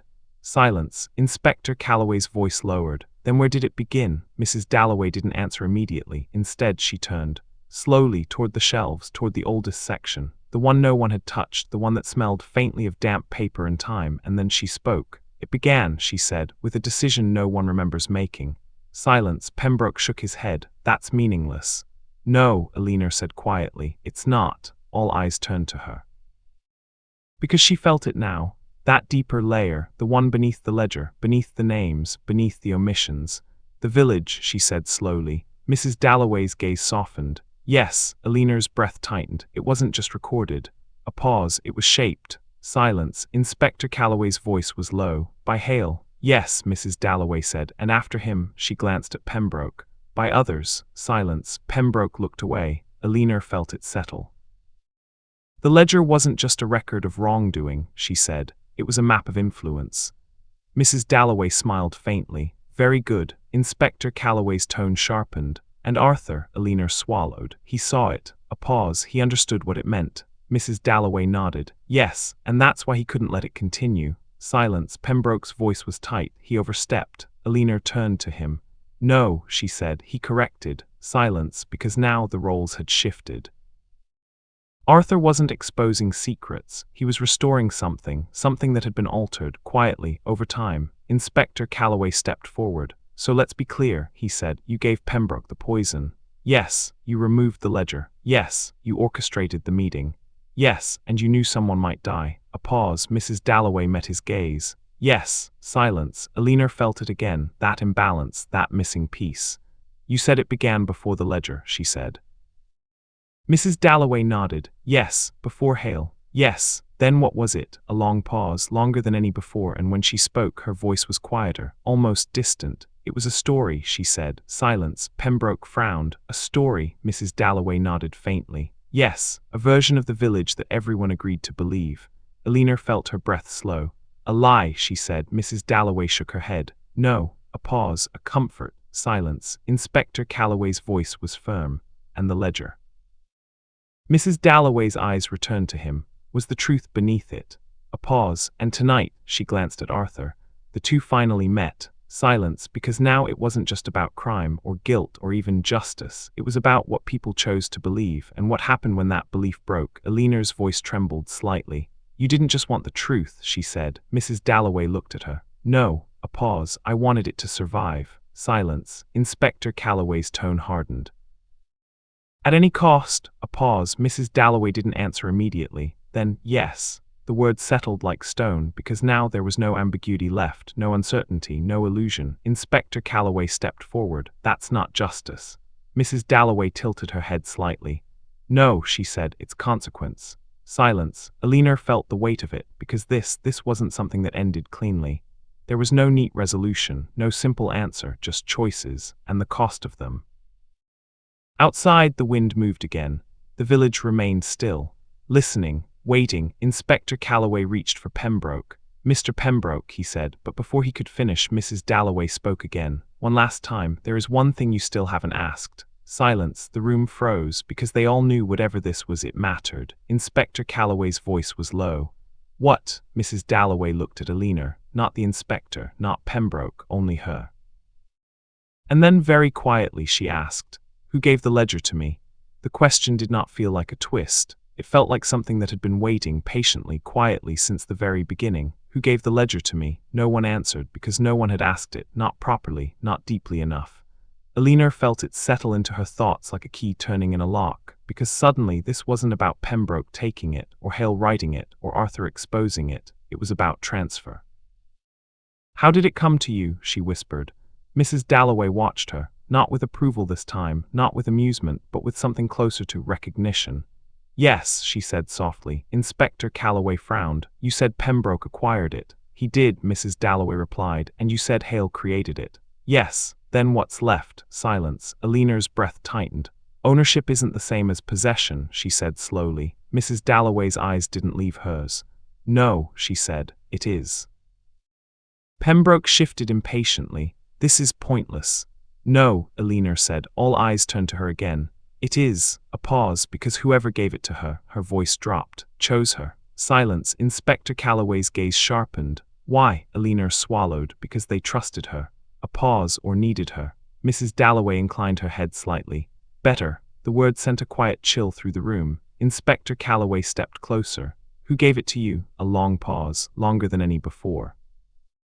And this time Mrs. Dalloway didn't look away, didn't deflect, didn't soften, she simply answered. "Arthur." The room broke, not with sound but with understanding. Alina felt it hit first, sharp, immediate. "No," she whispered. Inspector Calloway's voice dropped. "That's not possible." Mrs. Dalloway didn't move. "It is." Pembroke stared. "He would never." "He did," she said. Silence, because now everything shifted. Arthur Hawthorne, the victim, the intruder. The one who knew too much had also been the one who gave it away. Alina's voice trembled. "When?" Mrs. Dalloway's gaze softened slightly. "Before tonight." A pause, long before. Inspector Calloway frowned. "Why would he give you something he later tried to stop?" Silence. Alina felt it forming, slowly, uncomfortably. "He didn't trust himself," she said. Mrs. Dalloway's eyes flickered. "Go on." Alina swallowed. "He knew what it was becoming." A pause. "He knew what it could do." Mrs. Dalloway nodded faintly. "Yes." Inspector Calloway's tone sharpened. "So he passed it to you?" "Yes, to protect it." A pause. Mrs. Dalloway shook her head. No, silence. Eleanor's breath caught. Then why? Mrs. Dalloway looked at her, and this time there was something unmistakable in her voice. To test it. Silence. Pembroke frowned. That doesn't make any sense. Eleanor didn't look at him. It does, she said. A pause. He wanted to see what someone would do with it. Mrs. Dalloway's lips curved faintly. Yes. Inspector Calloway's voice dropped, and you proved him right. A pause. Mrs. Dalloway didn't answer, but she didn't need to. Eleanor felt it all settle. Arthur had not been trying to destroy the ledger, not at first. He had passed it on, watched, waited, and when he realized what it had become, what she had done with it, he came back to stop it. He created this, Eleanor whispered. Mrs. Dalloway shook her head gently. No. A pause. He revealed it. Silence. Inspector Calloway's gaze hardened, and it got him killed. A pause. Mrs. Dalloway looked at the body. Yes, the room held that truth, heavy, unavoidable, because now the story had come full circle. Arthur had given her the ledger, she had used it, Pembroke had altered it, and when Arthur tried to correct it, he died. Eleanor's voice was barely audible. He trusted you. Mrs. Dalloway looked at her, a long pause. Yes, she said, silence, because that was the final weight. Not the poison, not the manipulation, not even the death, but the trust. Inspector Calloway straightened. This ends now. His voice was firm, final. He stepped forward. Mrs. Dalloway, but she didn't move, didn't resist, didn't argue. Instead, she looked at Eleanor one last time and said quietly, it doesn't end. Silence, because something in her tone was not defiance, not denial, but certainty. Eleanor felt it, deep, unsettling, because she understood, not everything. But enough. The ledger wasn't just a book. The truth wasn't just exposed. And this wasn't the end of anything. Pauses. It was only the moment when the story finally stopped pretending. The words didn't fade, they lingered. It doesn't end. Inspector Calloway's grip tightened, not on Mrs. Dalloway, but on the moment itself, as if he could force it into something final, something contained. It ends tonight, he said firmly. Mrs. Dalloway did not resist, she simply looked at him. Very slightly she shook her head. No, she said. Eleanor felt it again, that quiet certainty. Not defiance, not madness, something worse, truth. Because it was never contained to begin with, Mrs. Dalloway continued. Silence. The villagers shifted uneasily at the doorway, their earlier curiosity now replaced with something closer to dread, because they were starting to understand this wasn't just about a man or a ledger, it was about them. Inspector Calloway's voice sharpened. Explain. Mrs. Dalloway's gaze moved, slowly past him, past Pembroke, past Eleanor, to the people at the door. To them, she said softly. A ripple passed through the villagers. Eleanor turned, and for the first time she really looked at them, not as witnesses, not as bystanders, but as part of the story. You think this is about us, one of them muttered. Mrs. Dalloway didn't answer immediately. Then yes. Silence, because that answer didn't accuse, it included. Eleanor's voice was quiet. The ledger. A pause. It wasn't just names. Mrs. Dalloway nodded. No, it was choices. Yes. Inspector Calloway frowned. Choices to do what? Mrs. Dalloway's voice dropped. To look away. Silence, because that landed deeper than anything else. Pembroke scoffed. That's absurd. Is it? She asked. A pause. How many of you knew something was wrong and chose not to ask? No one answered. Eleanor felt it, not guilt, recognition. The ledger didn't create the truth, Mrs. Dalloway said. It reflected it. A pause, and what it reflected, she looked around the room, was far larger than one man. Silence. Inspector Calloway's tone hardened. That doesn't change what happened tonight. No, she said, it explains it. Eleanor's breath felt tight again, because now this wasn't just a mystery solved, it was something uncovered, something that didn't disappear with an arrest. Arthur knew, she said. Mrs. Dalloway nodded. Yes, he tried to stop it. Yes. And you? Eleanor's voice trembled slightly. You made sure it couldn't be ignored. A pause. Mrs. Dalloway met her gaze. Yes. Inspector Calloway stepped forward again. And now it ends. This time his voice carried more weight, more certainty, because he was done asking, done waiting. He reached for Pembroke, and this time he didn't stop. Mr. Pembroke, you are under arrest. Pembroke didn't resist. He didn't argue. He didn't even look surprised. Because somewhere in all of this he had already accepted it. And you, Calloway said, turning to Mrs. Dalloway. A pause. You'll answer for your part. Mrs. Dalloway inclined her head. Yes. No hesitation, no protest, just acceptance. The villagers began to murmur again, quietly, uneasily, because now the story was no longer hidden. Eleanor stood still, watching, listening, but something inside her hadn't settled, not fully, because one thing still echoed, that final line. It doesn't end. She looked at the shelves, at the empty space where the ledger had been, and then slowly back to Mrs. Dalloway. Where is it? She asked. Silence fell again. Inspector Calloway paused. Pembroke looked up. Even the villagers stilled, because that question mattered. Mrs. Dalloway met Alina's gaze, and for the first time she smiled, not faintly, not politely, but fully, and that was the most unsettling thing of all. Safe, she said. Silence. Alina frowned. Where? Pause. Mrs. Dalloway's voice softened. Where it can't be altered again. Inspector Calloway's tone sharpened. That's not an answer. No, she agreed. It's a promise. Alina's breath caught, because suddenly she understood something else, something quiet, something dangerous. The ledger wasn't gone, it wasn't destroyed, it wasn't even lost. It had been placed, deliberately, and wherever it was, it would matter again. She stepped back slightly. The room felt different now, not tense, not uncertain, but changed. Inspector Calloway moved toward the door, guiding Pembroke with him. The villagers parted, slowly, reluctantly. Mrs. Dalloway followed, calm, composed, unbroken, and as she passed Alina she paused, just for a moment. Stories, she said softly, don't end when they're solved. A pause, they end when they're forgotten. Then she walked on, and Alina was left standing in the quiet that followed, looking at the empty space, thinking about what had been revealed, and what hadn't. Because now the mystery of the midnight bookshop had been explained. The murder, the ledger, the truth, but the story, the real story, was still out there, somewhere, waiting. Pauses, and whether anyone chose to follow it next was no longer part of the mystery. It was a choice. The shop did not empty all at once. It thinned, slowly, like fog lifting from the edges before the center realizes it's alone. Inspector Calloway's voice faded into the night as he led Pembroke away, firm and steady, the rhythm of authority returning to something recognizable.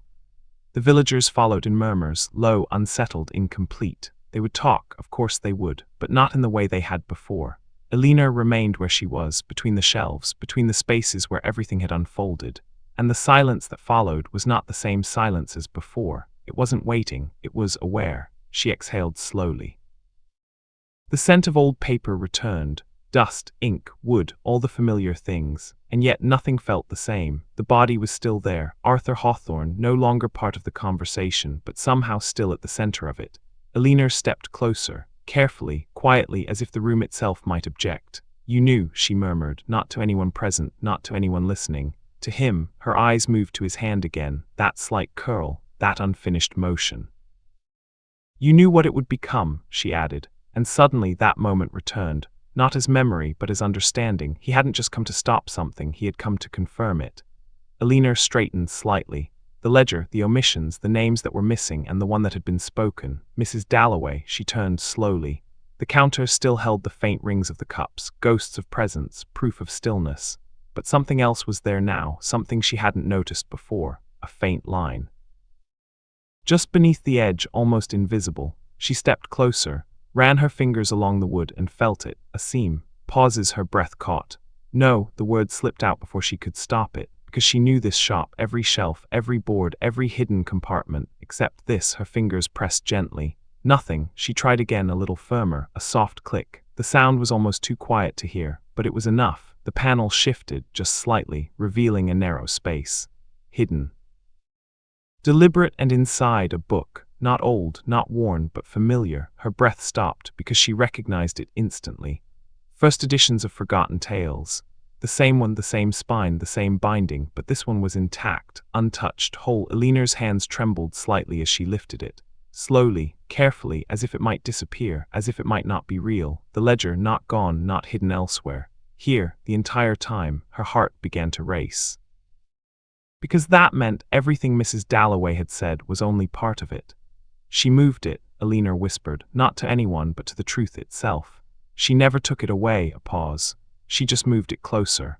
The realization settled, cold, precise, because this wasn't protection, it wasn't preservation, it was control. Alina opened the book carefully, the false spine shifted, and inside the ledger, names, dates, entries, all of it complete, unaltered. Her eyes scanned quickly. Faster, searching for something specific, something she now knew had to be there. And then she saw it, not missing, not erased, but present, clear, undeniable, a name, written in the same careful hand. Mrs. Dalloway. Alina froze, because that changed everything. Again, she wasn't omitted, she whispered. Silence. She was hidden. A pause long, heavy, because now the truth wasn't just revealed, it had been layered, rewritten, controlled, but not destroyed. Alina closed the book slowly. Her hands steadier now, her thoughts sharper, clearer. Mrs. Dalloway hadn't erased herself. She had ensured that only the right person would find her name, not Pembroke, not the villagers, Arthur, and now Alina. Her breath slowed, because this was the final piece. Not the murder, not the ledger, but the intention behind it all. Mrs. Dalloway hadn't just revealed the truth. She had chosen who would understand it. Alina looked toward the open door, the night beyond, the village, unchanged. And yet completely different, because now the story wasn't just something that had happened, it was something that had been passed on, deliberately, quietly, to her. Pauses, and the moment she realized that the mystery didn't feel solved, it felt inherited. The shop grew quieter with every passing second. Not empty, never empty, but settled, as if the walls themselves had absorbed what had happened and were now holding it in place. Alina stood alone behind the counter. The hidden panel still slightly ajar, the ledger now closed in her hands, heavy, not because of its weight, but because of what it carried. Arthur Hawthorne lay where he had fallen, but no longer as a question, now as an answer, not a simple one, not a clean one, but a necessary one. Alina placed the book gently on the counter, her fingers lingered on the cover. First editions of forgotten tales. She let out a quiet breath. Nothing forgotten, she whispered. Just hidden. The wind outside brushed softly against the window. The village, Brindlewood, had returned to its familiar stillness. Lights dimmed, doors closed, voices lowered, but something had shifted beneath it all, something that would not settle so easily. Alina stepped toward the doorway, paused, looked back, the shelves, the counter, the faint ring of 2 cups. The place where truth had been spoken, where choices had been revealed, where a man had died not because of a single act, but because of everything that led to it. She understood now. Mrs. Dalloway hadn't just uncovered the truth. She had ensured it would survive, not in the open, not for everyone, but for someone who would see it, follow it, carry it forward. Alina stepped back inside, closed the door, turned the lock, this time not out of habit, but with intention. She returned to the counter, opened the ledger again. Slowly, deliberately, names, dates, choices, all of it staring back at her, uncomfortable, unavoidable. And right there among them, one name no longer hidden, no longer protected, no longer safe, Mrs. Dalloway. Alina traced it lightly with her finger, then looked up, as if expecting the woman to still be there, still watching, still waiting, but she was. And yet Alina couldn't shake the feeling that this was exactly how it was meant to be. The ledger hadn't ended anything. It had passed something on, responsibility, truth, choice, and now it was hers. A soft exhale escaped her lips. Almost a sigh, almost a laugh. Well, she murmured to the quiet shop, I suppose stories don't really end, do they? The clock ticked, steady, unbothered. Alina closed the ledger gently, slid it back into the hidden compartment, paused, then stopped. Her hand didn't move away, because she understood something else now, something simple, something important. Hiding the truth was how this had all begun. Slowly she pulled the ledger back out, set it on the counter, in plain sight. No more compartments. No more secrets, just truth. Raw, uncomfortable, unavoidable. She blew out the candle beside her. The shop dimmed, but not completely, because the truth once seen doesn't disappear in the dark. Outside, somewhere in the distance, a bell rang once, soft, final. Alina stood still for a moment longer, then turned and walked toward the back room, this time without hesitation. And as the door closed behind her, the midnight bookshop remained, quiet, still, waiting, not for another victim. Not for another secret, but for the next person who would choose to see. Pauses. If you've stayed with this story until the very end, take a moment and tell me, what would you have done if that ledger had been left in your hands? Would you hide it, protect it, or reveal it no matter the cost? I'd genuinely love to hear your thoughts. Drop them below. And if you enjoy slow burn mysteries where every detail matters, consider subscribing and sharing this story with someone who loves unraveling secrets just as much as you do. Because sometimes, the most dangerous mysteries are the ones that don't end when the story does.